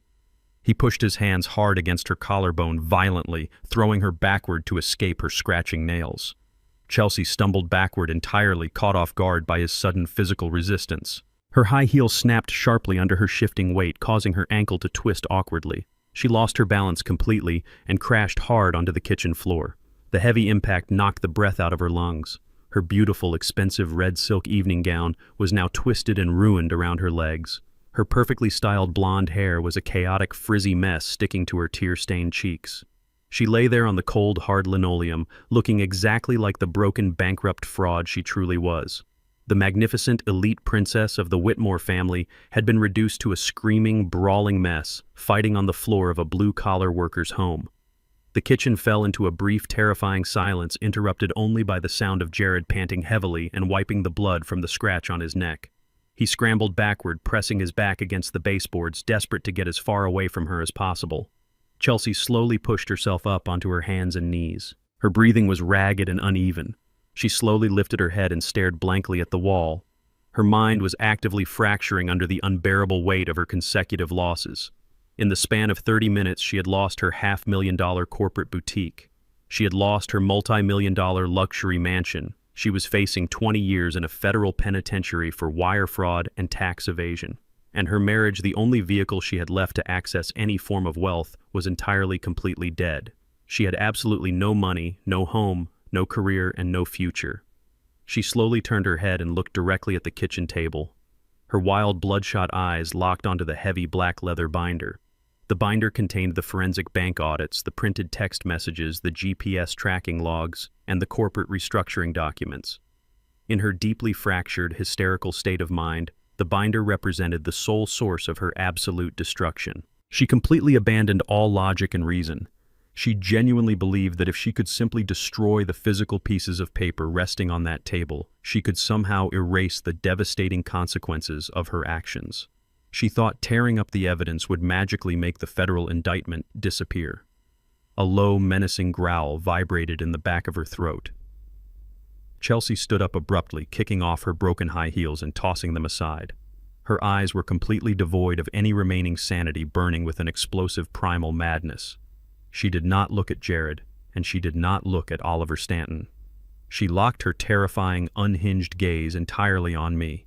She let out a deafening, ear-splitting roar of pure desperation and lunged her entire body forward. She launched herself directly across the kitchen table, throwing her arms out violently toward my chest. Her hands stretched forward like rigid claws, aiming straight for the heavy leather binder, attempting to snatch the documents and tear the evidence of her crimes into 1,000 irrecoverable shreds. I did not raise my hands to shield my face. I did not even flinch as her manicured claws reached frantically for the heavy leather binder resting on the table.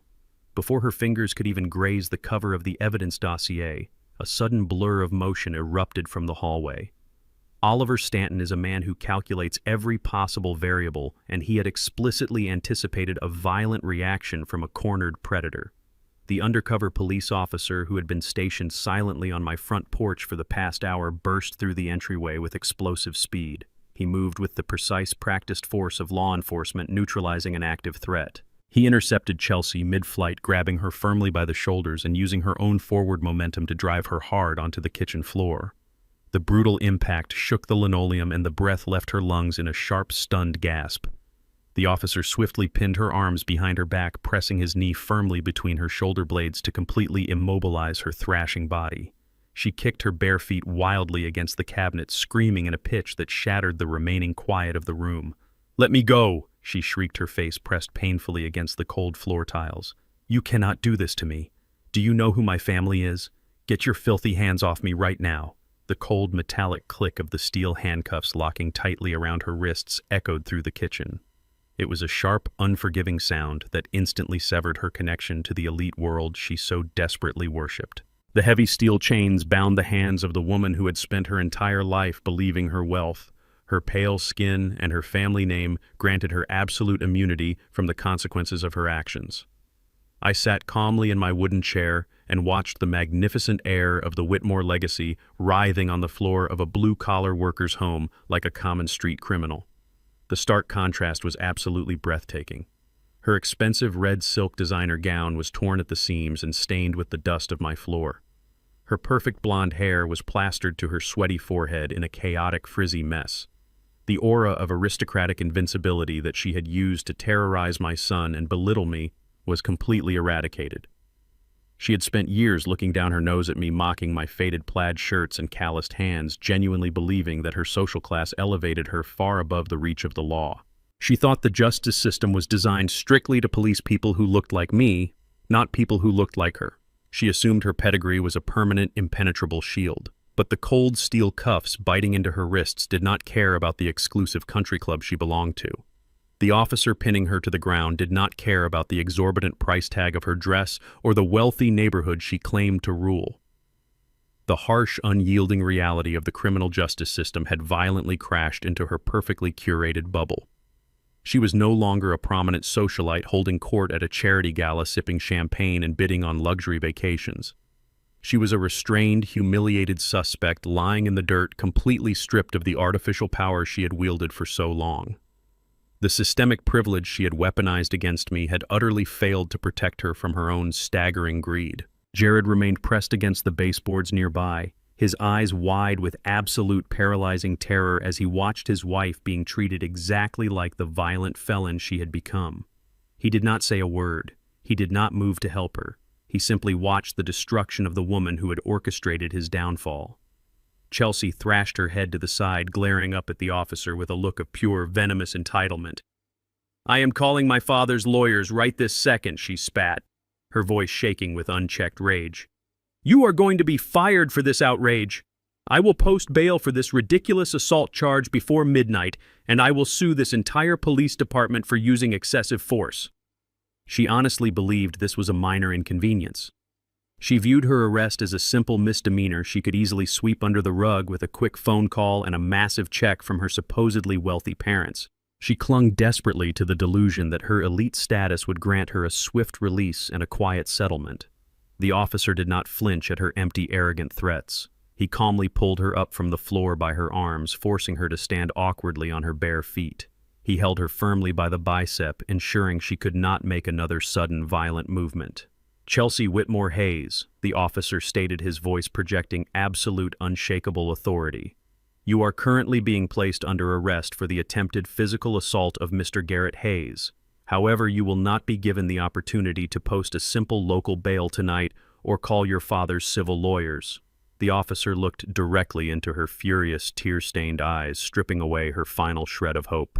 "Your detainment this evening extends far beyond a standard state-level assault charge. We have been coordinating directly with federal authorities for the past 48 hours regarding your corporate financial activities."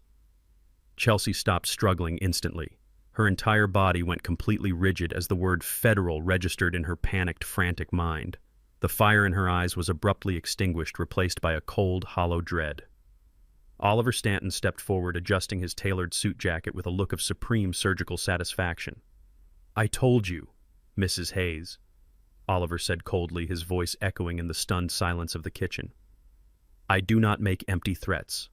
My firm did not just compile those forensic accounting reports to show Mr. Hayes the extent of your betrayal. We handed the complete, undeniable evidence dossier directly to the United States Department of Justice." The officer tightened his grip on her arm and delivered the final, devastating blow. "I am executing a primary federal arrest warrant issued directly by the Federal Bureau of Investigation." The officer declared, the heavy weight of his words crushing the last ounce of defiance out of her soul.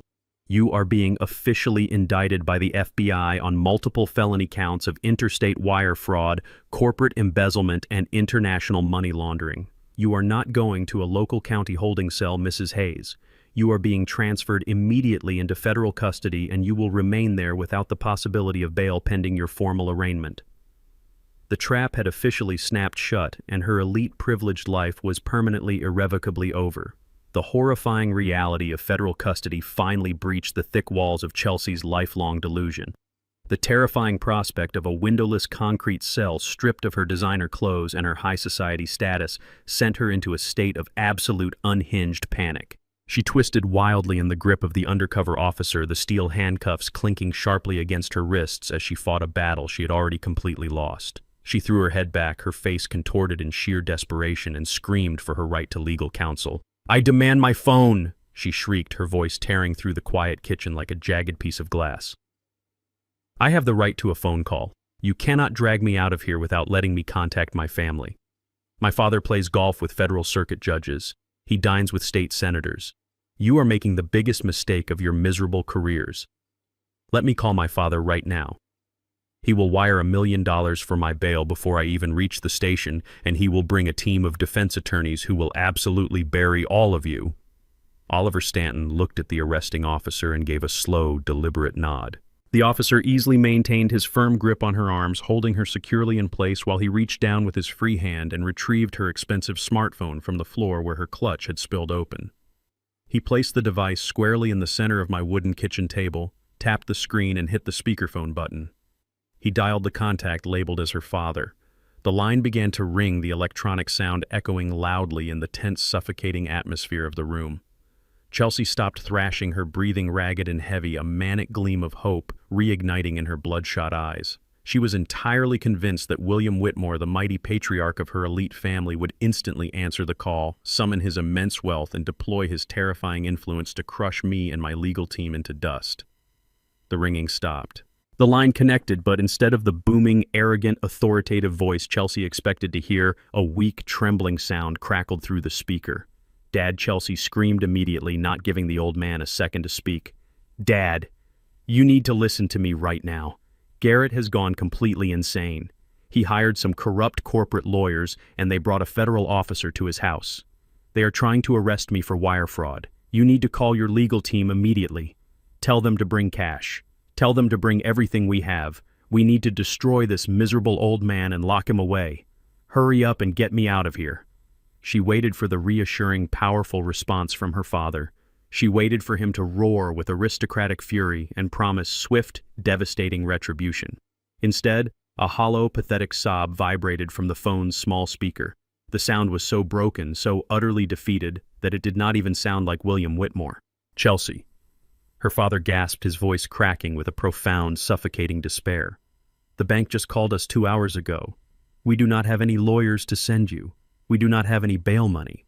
We do not even have the money to pay for the gas in our cars." Chelsea froze, the manic energy instantly draining from her body. "What are you talking about?" She snapped, her voice trembling with confusion. "Just liquidate one of the investment accounts. Sell the summer property. I am being taken to a federal holding cell. Dad, you have to do something. We have absolutely nothing left." "Chelsea." William wept, the sheer magnitude of his financial ruin bleeding through the digital connection. "Every single one of our bank accounts has been completely frozen by the Federal Reserve. Our credit lines have been entirely severed. A private equity firm, some massive anonymous corporate entity, just executed a hostile buyout of all our outstanding debts. They bought the overdue mortgage on the Alpharetta estate. They bought the defaulted loans from the country club. They purchased every single toxic financial liability we have been hiding for the past 7 years. And they just called in every single debt simultaneously. They demanded immediate full payment in cash, and because we cannot pay, they have initiated an aggressive total asset seizure. They are foreclosing on the mansion. They are liquidating the vehicles. They have stripped us of every single asset to cover the margins. We are entirely ruined, Chelsea. The Whitmore legacy is completely dead. We are entirely bankrupt. The kitchen fell into a devastating absolute silence. Chelsea stared at the phone on the table as if it had suddenly turned into a venomous snake. Her mouth opened, but her vocal cords were completely paralyzed. The massive, impenetrable fortress of her family name, the aristocratic shield she had used to belittle my son and degrade my existence, had just been vaporized into ash. The realization that her parents were just as broke, just as powerless, and just as utterly destroyed as she was, hit her with catastrophic force. There was no cavalry coming to rescue her. There were no high-powered defense attorneys waiting to post her bail. She was going to be locked in a federal prison cell, and no one in her illustrious elite family had a single dime to save her. I pushed my chair back, the wooden legs scraping loudly against the linoleum. I stood up to my full height, straightening my faded plaid shirt, and walked slowly toward the center of the kitchen. Jared backed away, pressing himself firmly against the wall, entirely terrified of the man he had called his father. I stepped right next to the table, looking down at the cuffed, shattered woman trembling on my floor. I leaned forward, lowering my face just inches from the speakerphone. "Good evening, William," I said, my deep voice projecting a cold, absolute authority into the microphone. "This is Garrett Hayes." I heard a sharp, panicked gasp from the other end of the line. William Whitmore recognized my name immediately. He recognized the name of the uneducated black laborer he had sneered at during his daughter's wedding reception. "I want to formally introduce myself," I continued, showing absolutely no mercy to the weeping man on the phone. "I am not just the father of the man your daughter manipulated. I am the sole founder, primary shareholder, and chief executive of Apex Debt Acquisitions. My firm is the anonymous corporate entity that just purchased the entirety of your miserable, failing financial portfolio for pennies on the dollar. I have been quietly holding the leash to your entire estate for the past 6 months, patiently waiting for the exact right moment to pull it tight. You allowed your daughter to steal $85,000 of my hard-earned corporate funds to finance your fake, pathetic country club lifestyle. You sat in your mansion and gladly accepted stolen money from a working-class man to hide your own catastrophic failures. Therefore, I simply decided to collect on my investment. I own your mortgage. I own your vehicles. I own the very ground your colonial mansion is built upon." "No, please," William begged, his voice reducing to a pathetic, high-pitched whimper. "Garrett, please, we had no idea where the money was coming from. We did not know she was stealing. Please do not do this to us. We will lose everything. You already lost everything the moment you thought you could treat my family like a disposable bank account," I stated coldly, completely ignoring his pathetic pleas for mercy. "I am the man who holds your entire future in the palm of my hand. And I am officially notifying you that the bank is not going to negotiate a settlement. You have exactly 30 days to completely vacate the Alpharetta estate. If you are not entirely off my property by the end of the month, my asset recovery team will arrive with local law enforcement to physically drag you out and dump your belongings onto the curb. Have a wonderful evening, William." I reached out and tapped the red button on the screen, instantly terminating the call and plunging the kitchen back into a heavy, suffocating silence. Chelsea's mind completely and violently broke. The absolute, irreversible destruction of everything she had ever valued finally fractured her fragile sanity. With a sudden, explosive burst of unhinged adrenaline, she threw her upper body forward against the grip of the police officer. She swung her cuffed hands wildly toward the kitchen table. Her wrists slammed heavily into the expensive smartphone, sweeping it forcefully off the edge of the wood. The device plummeted toward the ground and smashed violently against the hard linoleum floor. The screen spiderwebbed into 1,000 tiny, jagged pieces of broken glass, reflecting the scattered, ruined fragments of her elite life. The loud crack of the shattering phone echoed through the house, serving as the final definitive period to the legacy of the Whitmore family. Chelsea collapsed entirely against the officer, her legs giving out completely as she dissolved into loud, uncontrollable broken wails. She had nothing left to fight with, nothing left to steal, and absolutely nowhere left to hide. The undercover officer did not offer a single ounce of sympathy to the broken, weeping woman on the floor. He hauled Chelsea upward by her cuffed arms, forcing her to her feet with a swift, practiced motion. Her legs wobbled, entirely drained of the fierce, aristocratic energy she had paraded around my kitchen just an hour earlier. The heavy, torn fabric of her red silk designer gown dragged pathetically across the linoleum, sweeping over the shattered fragments of her cell phone. She did not fight back anymore.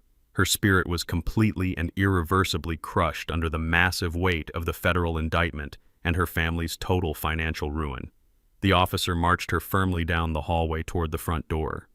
Through the living room windows, the harsh, flashing red and blue lights of a federal transport vehicle painted the walls in frantic, chaotic strokes, signaling the absolute end of her elite existence.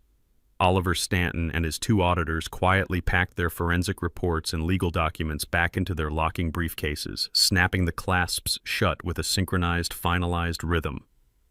Oliver gave me one last respectful nod, silently acknowledging the completion of our primary objective, before leading his team out the door directly behind the officer.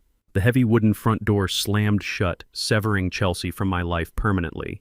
The engine of the transport vehicle revved loudly in the quiet neighborhood and then faded into the distance as a cold rain began to fall. The suffocating high-stakes chaos that had filled my home evaporated, leaving behind a heavy, crushing silence. Only two people remained in the kitchen, myself and the son who had conspired to destroy me.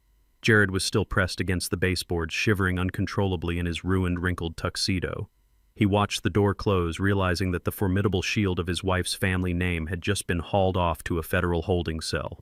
He was entirely alone, stripped of his arrogant partner and facing the absolute wrath of the man he had plotted to lock in a psychiatric ward. The sheer panic in his eyes morphed into a desperate, calculating survival instinct. He saw that his excuses of being a manipulated, helpless hostage had completely failed, so he instantly pivoted to the only strategy he had left. He resorted to weaponizing his own childhood. Jared pushed himself away from the wall and began to crawl across the kitchen floor. He dragged his knees directly over the sharp, shattered glass of Chelsea's broken phone, completely ignoring the small cuts tearing through his expensive trousers. He reached my chair and threw his arms around my legs, burying his tear-stained face against my knees. He let out a loud, agonizing wail, desperately trying to summon the ghost of the innocent boy I had raised. "Dad, please do not throw me away," he sobbed, his voice cracking with a manufactured theatrical agony. "I am still your son. I am still the little boy you raised. Do you remember when we used to sit at this exact kitchen table and build those wooden model airplanes? Do you remember when you worked those exhausting double shifts on the construction site just to buy me that red bicycle for my 10th birthday? You taught me how to ride it in the park down the street. You held onto the seat and promised you would never let me fall. You promised you would always protect me, Dad. I am so incredibly sorry. I lost my way.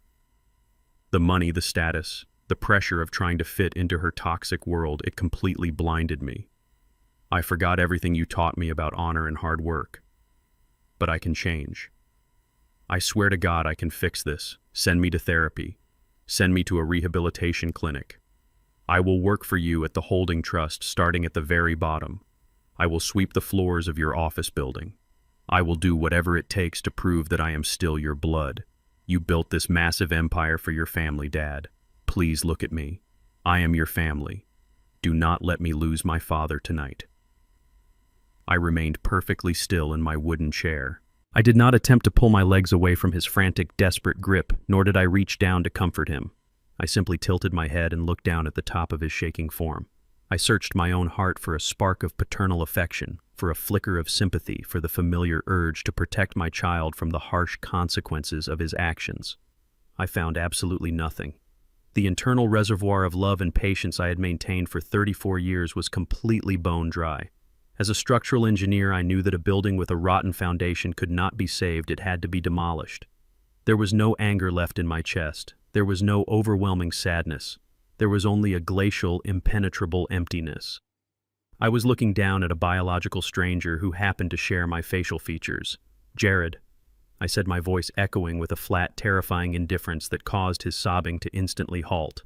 "The little boy who built model airplanes on this table died the exact moment you typed a text message eagerly anticipating my confinement in a state-run mental institution. The boy I taught to ride a bicycle ceased to exist the second you stood in this kitchen and allowed a racist, entitled woman to insult my decades of grueling labor. You are not weeping right now because you are experiencing a profound moral awakening. You are not crying because you feel genuine remorse for betraying your father. You are crying because the massive, endless bank account you thought you were entitled to has just been permanently locked away from you. You are mourning the loss of the luxury mansion in Buckhead. You are terrified of the sudden crashing reality of having to actually work for a living. You are utilizing my memories, my sacrifices, and my deep paternal love as cheap manipulative bargaining chips to save yourself from poverty. It is a pathetic, deeply insulting performance, and I am completely immune to it. Jared slowly lifted his head, his tear-filled eyes widening in absolute horror as the cold, mechanical reality of my words struck him. He realized with devastating clarity that I was completely unreachable. He loosened his grip on my legs, his hands sliding down to rest helplessly on the floor. As his arms shifted, the bright kitchen light caught the heavy, unmistakable gleam of polished gold resting on his left wrist. It was a solid gold Rolex Daytona, a ridiculously expensive timepiece that he had proudly flaunted at every family gathering for the past 2 years. He had claimed it was a celebratory bonus from his marketing firm, but my forensic auditors had already confirmed it was purchased directly with the embezzled funds from my corporate account. I stared at the shining watch, the ultimate symbol of his unearned, fraudulent privilege. "Take it off," I commanded, pointing a heavy, calloused finger directly at his wrist. Jared froze his breath, hitching in his throat. What he whispered, looking down at his own hand in sheer panic. "I said, take off the watch, Jared." I repeated my tone, leaving absolutely zero room for negotiation. "You bought that timepiece using the blood and sweat of a man you conspired to destroy. It does not belong to you. You are walking out of my house tonight with exactly the same amount of dignity and wealth that your wife left with. You have no access to my cars. You have no access to my bank accounts. And you will not wear a $30,000 watch funded by my holding trust while you wander the streets. Unclasp the watch, place it on the table, and get out of my sight. You are officially erased from my legacy." Jared stared down at his left wrist. The heavy gold timepiece, a symbol of the fake aristocracy he had so desperately tried to buy his way into, suddenly looked like a massive, suffocating shackle. His fingers trembled violently as he fumbled with the intricate metallic clasp. The mechanical click of the metal releasing sounded unnaturally loud in the devastated kitchen. He slid the heavy watch off his wrist and placed it gently onto the wooden table right next to the forensic accounting reports that had sealed his fate. The polished gold gleamed brightly under the overhead light, creating a stark, sickening contrast to the absolute ruin surrounding him. He did not say another word. He did not attempt to formulate another pathetic apology. He slowly pushed himself up from the linoleum floor, his movements stiff and mechanical, like a man walking directly to his own execution. His expensive tailored tuxedo was covered in floor dust and ripped at the collar where his wife had violently assaulted him. He looked absolutely pathetic, a hollow shell of the man I had raised. I watched him turn his back to me and walk down the short hallway toward the front entryway. He reached out with a shaking hand and grabbed the brass handle. He pulled the heavy front door open, exposing the dark, unforgiving Atlanta night. A cold, torrential downpour had begun to fall while we were inside, dismantling his fraudulent life. The heavy rain lashed aggressively against the porch steps, washing over the pavement in rapid, violent streams. Jared stood on the threshold for a fleeting moment. He had no car keys in his pocket as the luxury SUV he drove was registered entirely under my corporate fleet. He had no active credit cards. He had no home to return to, and the woman he had sold his soul to please was currently sitting in the back of a federal transport vehicle. He stepped out into the freezing downpour. The heavy rain instantly soaked through his ruined tuxedo jacket, plastering his hair to his forehead and soaking him to the bone. He did not look back. He simply lowered his heavy head and began to walk down the dark, flooded street with absolutely nothing to his name. I stepped forward and firmly pushed the heavy wooden front door closed. The sharp metallic click of the deadbolt sliding perfectly into place echoed with an absolute, undeniable finality. I stood in the entryway for a long moment, listening to the muffled sound of the rain beating against the exterior siding of the house. The suffocating, toxic chaos that had poisoned my home for hours was finally gone. The air felt incredibly light, completely purged of the suffocating arrogance that Chelsea and Jared had brought across my threshold. I walked back into the kitchen. Oliver Stanton was standing near the countertops, having just secured the last of his legal documents inside his locking briefcases. He looked at me with the silent, deep understanding of a man who had witnessed the absolute worst of human nature and survived it. Without needing a single word of instruction, Oliver turned and walked directly to the small, dark wood liquor cabinet I kept near the pantry. He opened the glass door, reached past the ordinary bottles, and retrieved a rare aged Kentucky bourbon I saved strictly for monumental occasions. He pulled 2 heavy crystal tumblers from the shelf and poured a generous, neat measure of the amber liquid into each glass.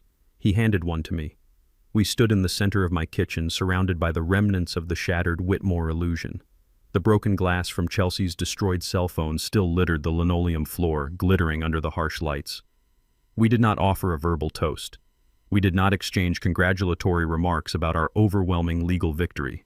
We simply raised our glasses in a mutual, silent acknowledgement of the brutal, necessary surgery we had just performed. I took a slow sip of the bourbon. The smooth, fiery liquid burned pleasantly down my throat, grounding me entirely in the reality of the present moment. The house was entirely mine again. My empire was secure. The malignant tumor that had attached itself to my family had been aggressively and permanently excised. We stood in the profound, heavy quiet, savoring the absolute peace of total victory. The profound silence of the kitchen was suddenly and violently ruptured.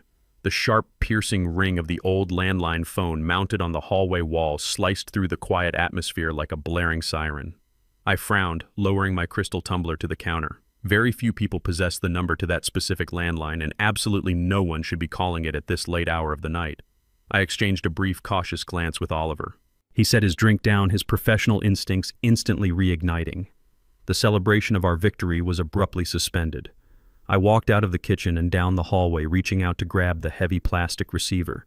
I lifted it to my ear, preparing myself for the next inevitable complication. "This is Garrett Hayes," I stated, my voice steady but braced for impact. "Mr. Hayes," a woman's voice replied through the receiver. Her tone was brisk, highly procedural, and entirely devoid of emotion. "My name is Agent Davis. I am calling from the Fulton County Department of Child Protective Services. We are contacting you because you are listed as the primary emergency family contact on a priority intake file."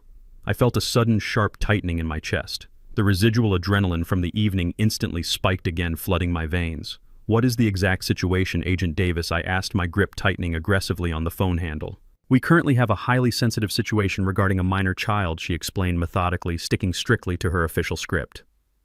"Approximately 1 hour ago, a woman named Chelsea Whitmore Hayes was processed into a federal holding facility. During the mandatory intake and booking procedure, she indicated that she has a young son who is currently without a designated legally responsible caregiver." The reality of the situation crashed down upon me with devastating force. In the midst of the complex corporate audits, the federal indictments, and the brutal domestic warfare that had consumed the evening, the most vulnerable innocent casualty had been temporarily left in the shadows. My grandson. The only pure blood left in this entire ruined legacy. "Where is the boy right now?" I demanded, my voice hardening with immediate fierce protective instinct.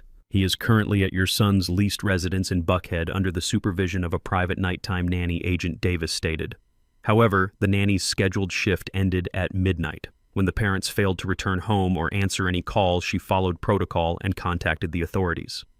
"We have attempted to reach the biological father, Jared Hayes, multiple times over the last 40 minutes.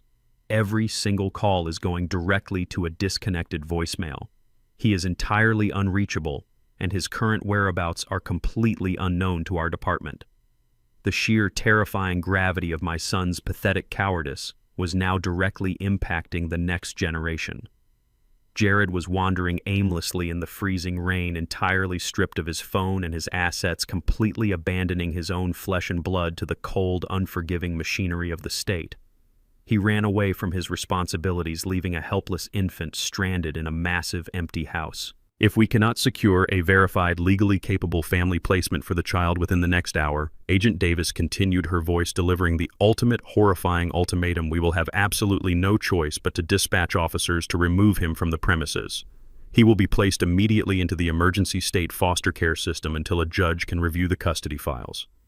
My grandson was entirely stranded. His mother was locked inside a federal holding cell facing 20 years in prison. His father was a homeless, unemployed coward wandering the dark streets of Atlanta. He had absolutely no one left in the world to protect him from the foster system, except the man his parents had conspired to destroy. I did not hesitate for a single second. "I will be there in 20 minutes, I declared, slamming the phone down and turning back to Oliver. Oliver Stanton did not ask a single question. He simply grabbed his briefcase and followed me out the door into the freezing torrential rain. We climbed into my old Ford pickup truck, the heavy engine roaring to life as I slammed my foot on the gas pedal. We tore through the flooded streets of Atlanta, heading directly toward the sprawling Buckhead mansion I had just legally reclaimed. The irony of the situation was completely overshadowed by the fierce, undeniable protective instinct burning in my chest.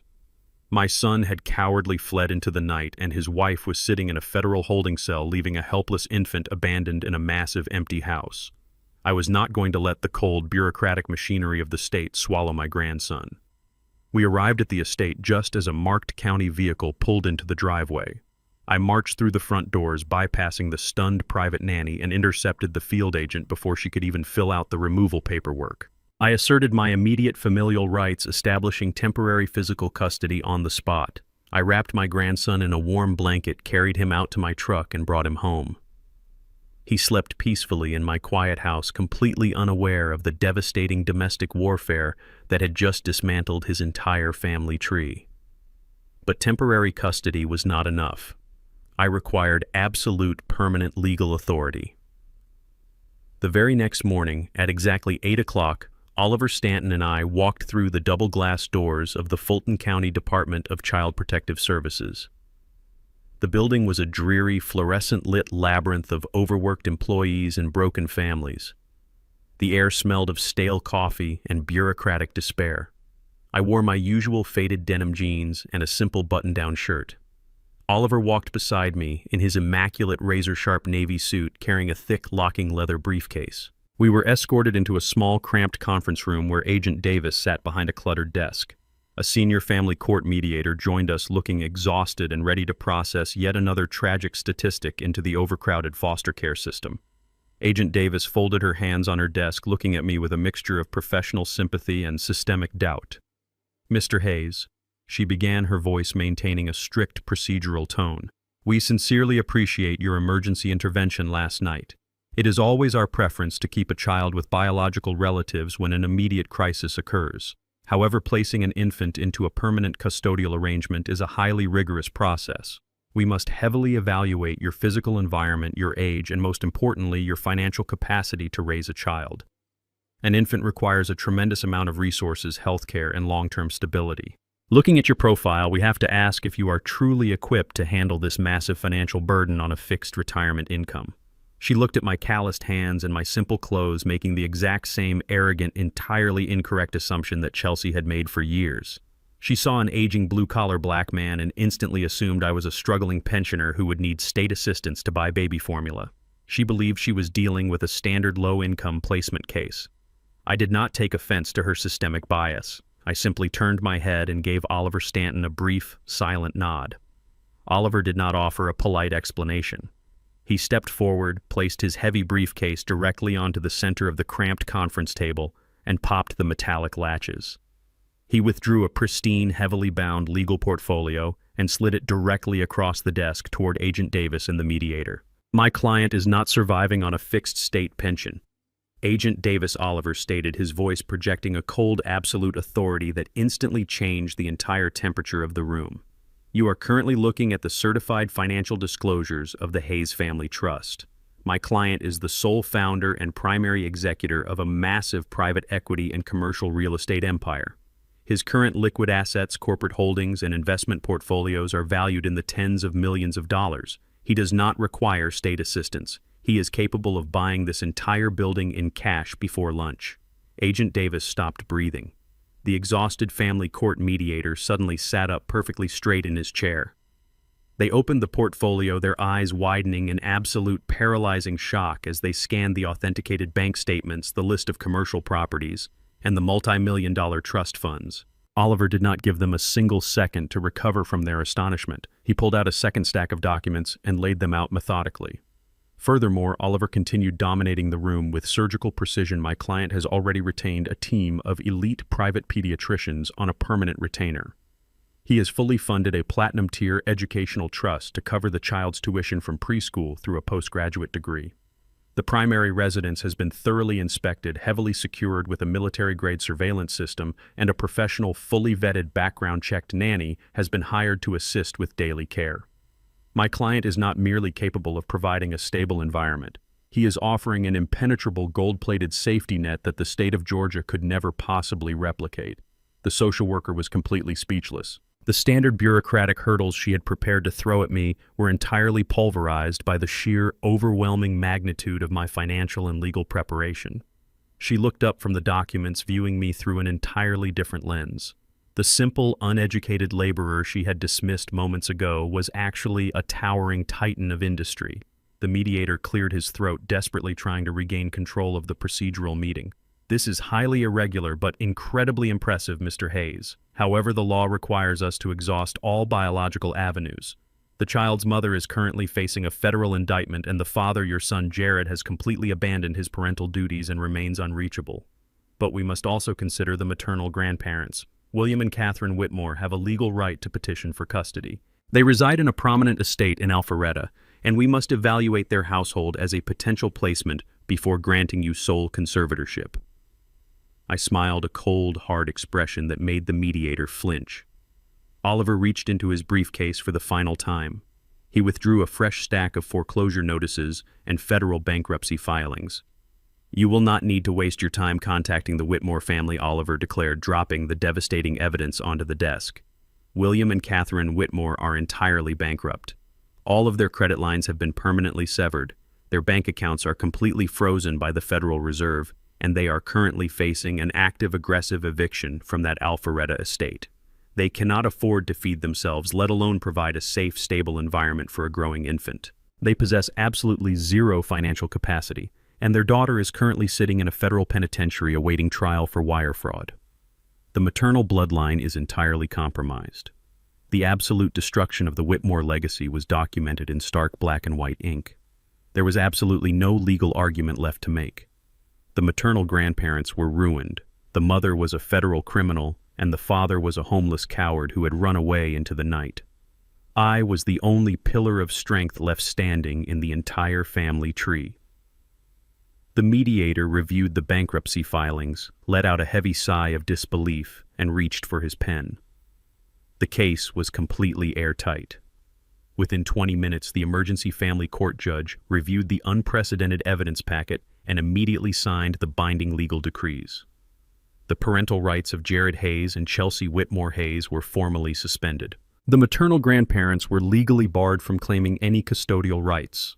I was officially granted total, unrestricted, permanent legal and physical custody of my grandson. The toxic, parasitic branches of his family tree had been aggressively severed, ensuring they could never poison his future. I walked out of the Department of Child Protective Services holding the heavy stamped legal documents in my hand. The cold, rainy atmosphere of the previous night had completely cleared, replaced by a bright, piercing morning sun that washed over the Atlanta skyline. I climbed into the driver's seat of my faded Ford pickup truck and looked into the rearview mirror.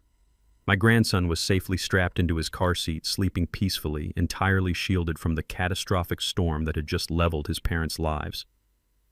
I started the engine and drove away from the city center, feeling a profound, absolute sense of peace settling deeply into my bones. The horrific cycle of elite entitlement, pathetic cowardice, and malicious greed had been permanently broken. My grandson would not be raised in a toxic mansion surrounded by fake, status-obsessed predators. He would not be taught to judge people by the color of their skin or the fabric of their shirts. He would be raised in my home under my strict guidance. I would teach him the absolute value of grueling hard work, the unbreakable importance of personal honor, and the true meaning of genuine kindness. The only bloodline I had left in this world was finally safe, and he would be raised to be a real man. 6 months passed since the storm cleared from my life. The chaotic dust of the legal battles finally settled, leaving a brand new, meticulously ordered landscape in its wake. The federal court system moved with a swift and merciless efficiency when presented with the ironclad evidence dossier compiled by my legal team and the forensic auditors. Chelsea did not get the luxurious, high-profile trial she had probably fantasized about. Stripped of her corporate funds and entirely abandoned by the bankrupt Whitmore family, she was forced to rely on an overworked public defender who had absolutely no patience for her aristocratic tantrums. The federal judge was not moved by her theatrical tears or her sudden manufactured remorse during the sentencing hearing. She was convicted on multiple felony counts of interstate wire fraud and international tax evasion. She was handed a mandatory sentence of 5 years in a federal penitentiary without the possibility of early parole. She traded her tailored red silk gowns for a standardized scratchy prison uniform and her glamorous charity galas for a small, windowless concrete cell. Meanwhile, the great Whitmore legacy she had weaponized against me completely evaporated into thin air. My asset recovery firm foreclosed on their Alpharetta estate with zero hesitation or mercy. William and Catherine Whitmore were physically evicted from their sprawling mansion by local sheriffs. Their luxury vehicles were seized by towing companies and their exclusive country club memberships were publicly and humiliatingly revoked. With absolutely no remaining capital and their elite social circle aggressively turning their backs on them, they were forced to relocate to a decaying low-income apartment complex on the industrial outskirts of the city. The arrogant people who once looked down their noses at my faded plaid shirts were now struggling to pay for basic electricity and water in a neighborhood they previously would not even drive through with their windows rolled down. Their artificial superiority had been completely dismantled, replaced by the grim daily reality of absolute poverty. As for my son, the legal system and the harsh, unforgiving reality of the working class caught up to him with equal severity. Jared had walked out into the freezing rain with absolutely nothing, and that is exactly where he remained. Stripped of his high-paying marketing job due to the immense public scandal and completely cut off from the Hayes family trust, he was forced to face the real world without a financial safety net. He could no longer hide behind my wealth or his wife's fake elite status. During the custody proceedings, the family court had mandated strict, non-negotiable child support payments for my grandson.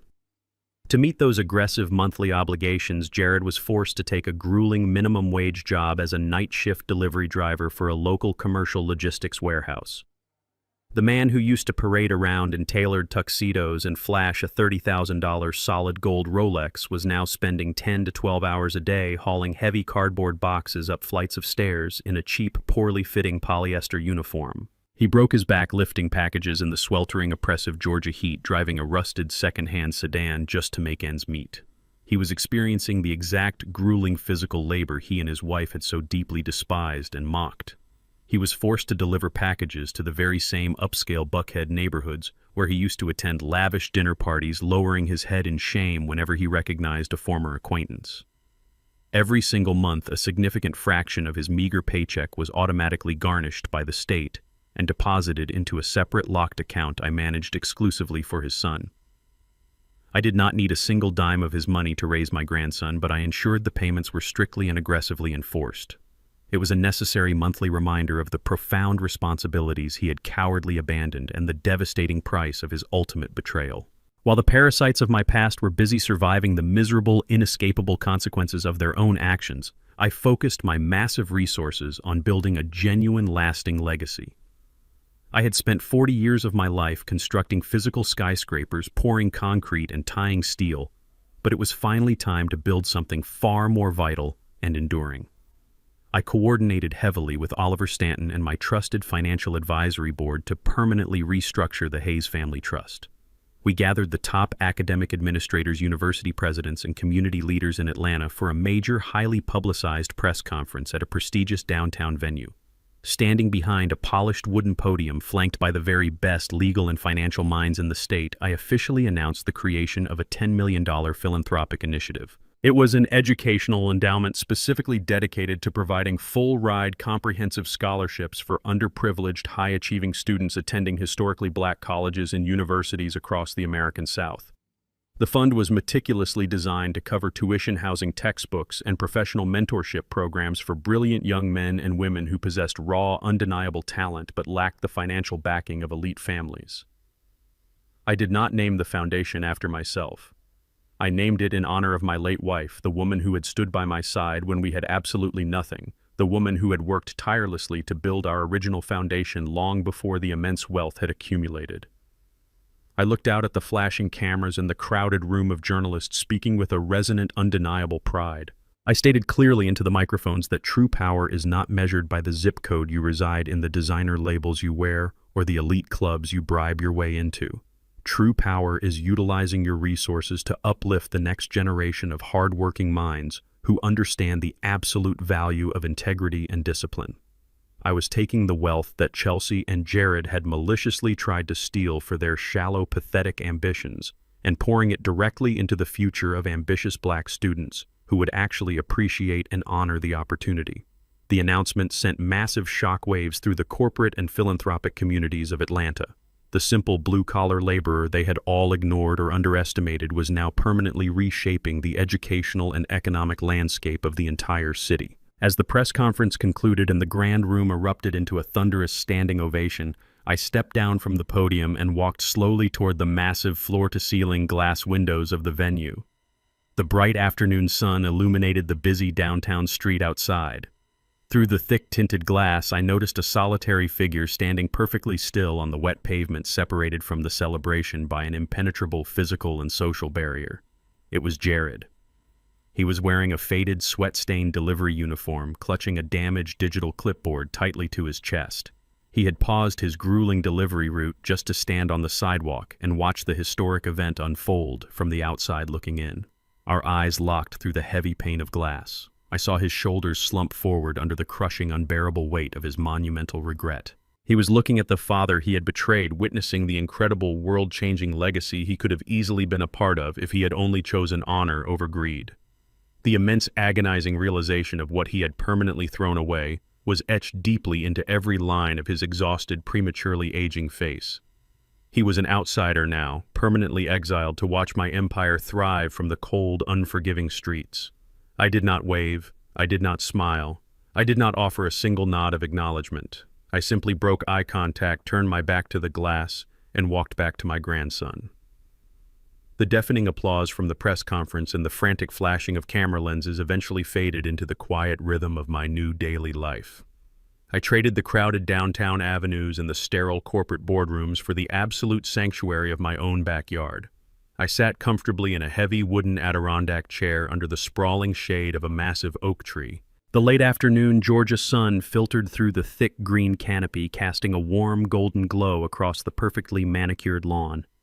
I held a simple ceramic mug of sweet tea in my calloused hand, letting the condensation bead against my fingers. The air smelled of freshly cut grass and blooming magnolias, a stark, beautiful contrast to the toxic, suffocating atmosphere that had once poisoned my kitchen. A few yards away, my grandson was busy executing a highly uncoordinated but deeply enthusiastic sprint across the yard. He was chasing a bright yellow rubber ball, his small legs pumping furiously, his pure, unrestrained laughter echoing off the high brick walls that secured our perimeter.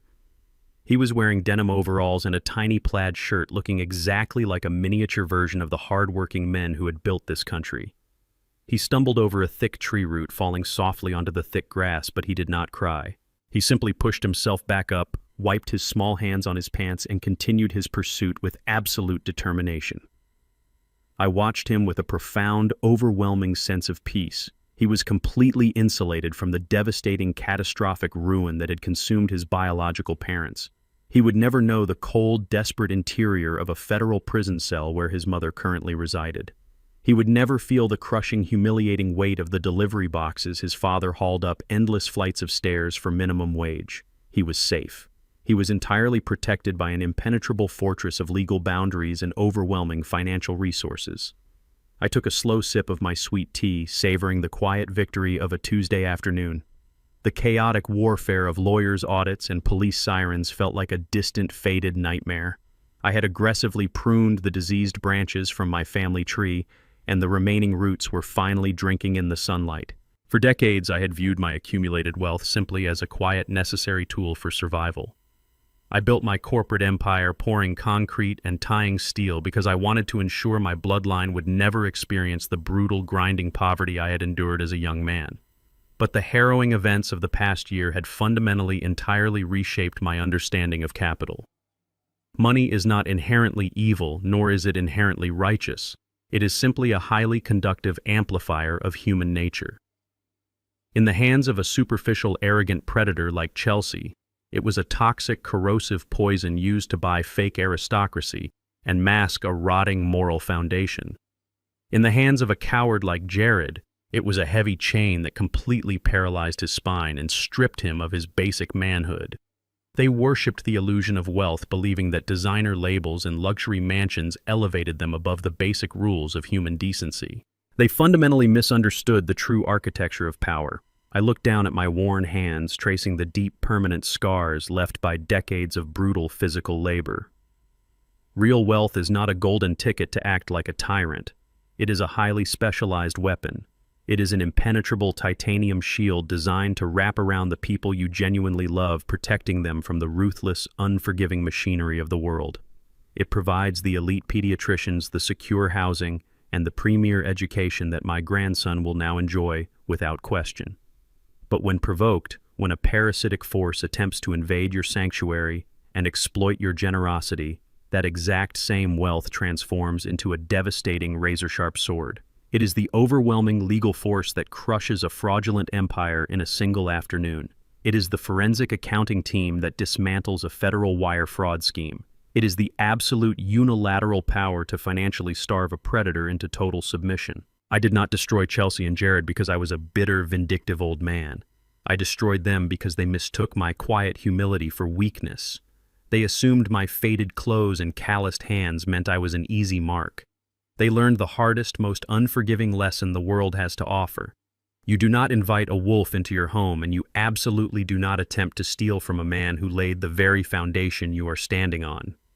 The profound, heavy silence of the garden was briefly interrupted by a short, sharp vibration in my chest pocket. I reached in and pulled out my smartphone, the screen illuminating brightly against the shade of the oak tree. It was an automated, encrypted notification from the executive wealth management team handling the Hayes Family Trust. The brief digital message outlined the latest quarterly dividend yields from my commercial real estate holdings and private equity portfolios.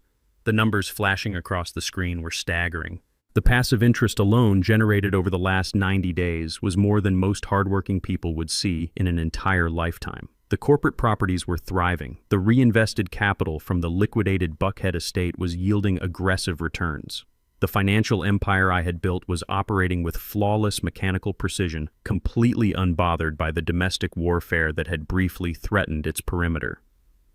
I stared at the massive string of zeros glowing on the digital display.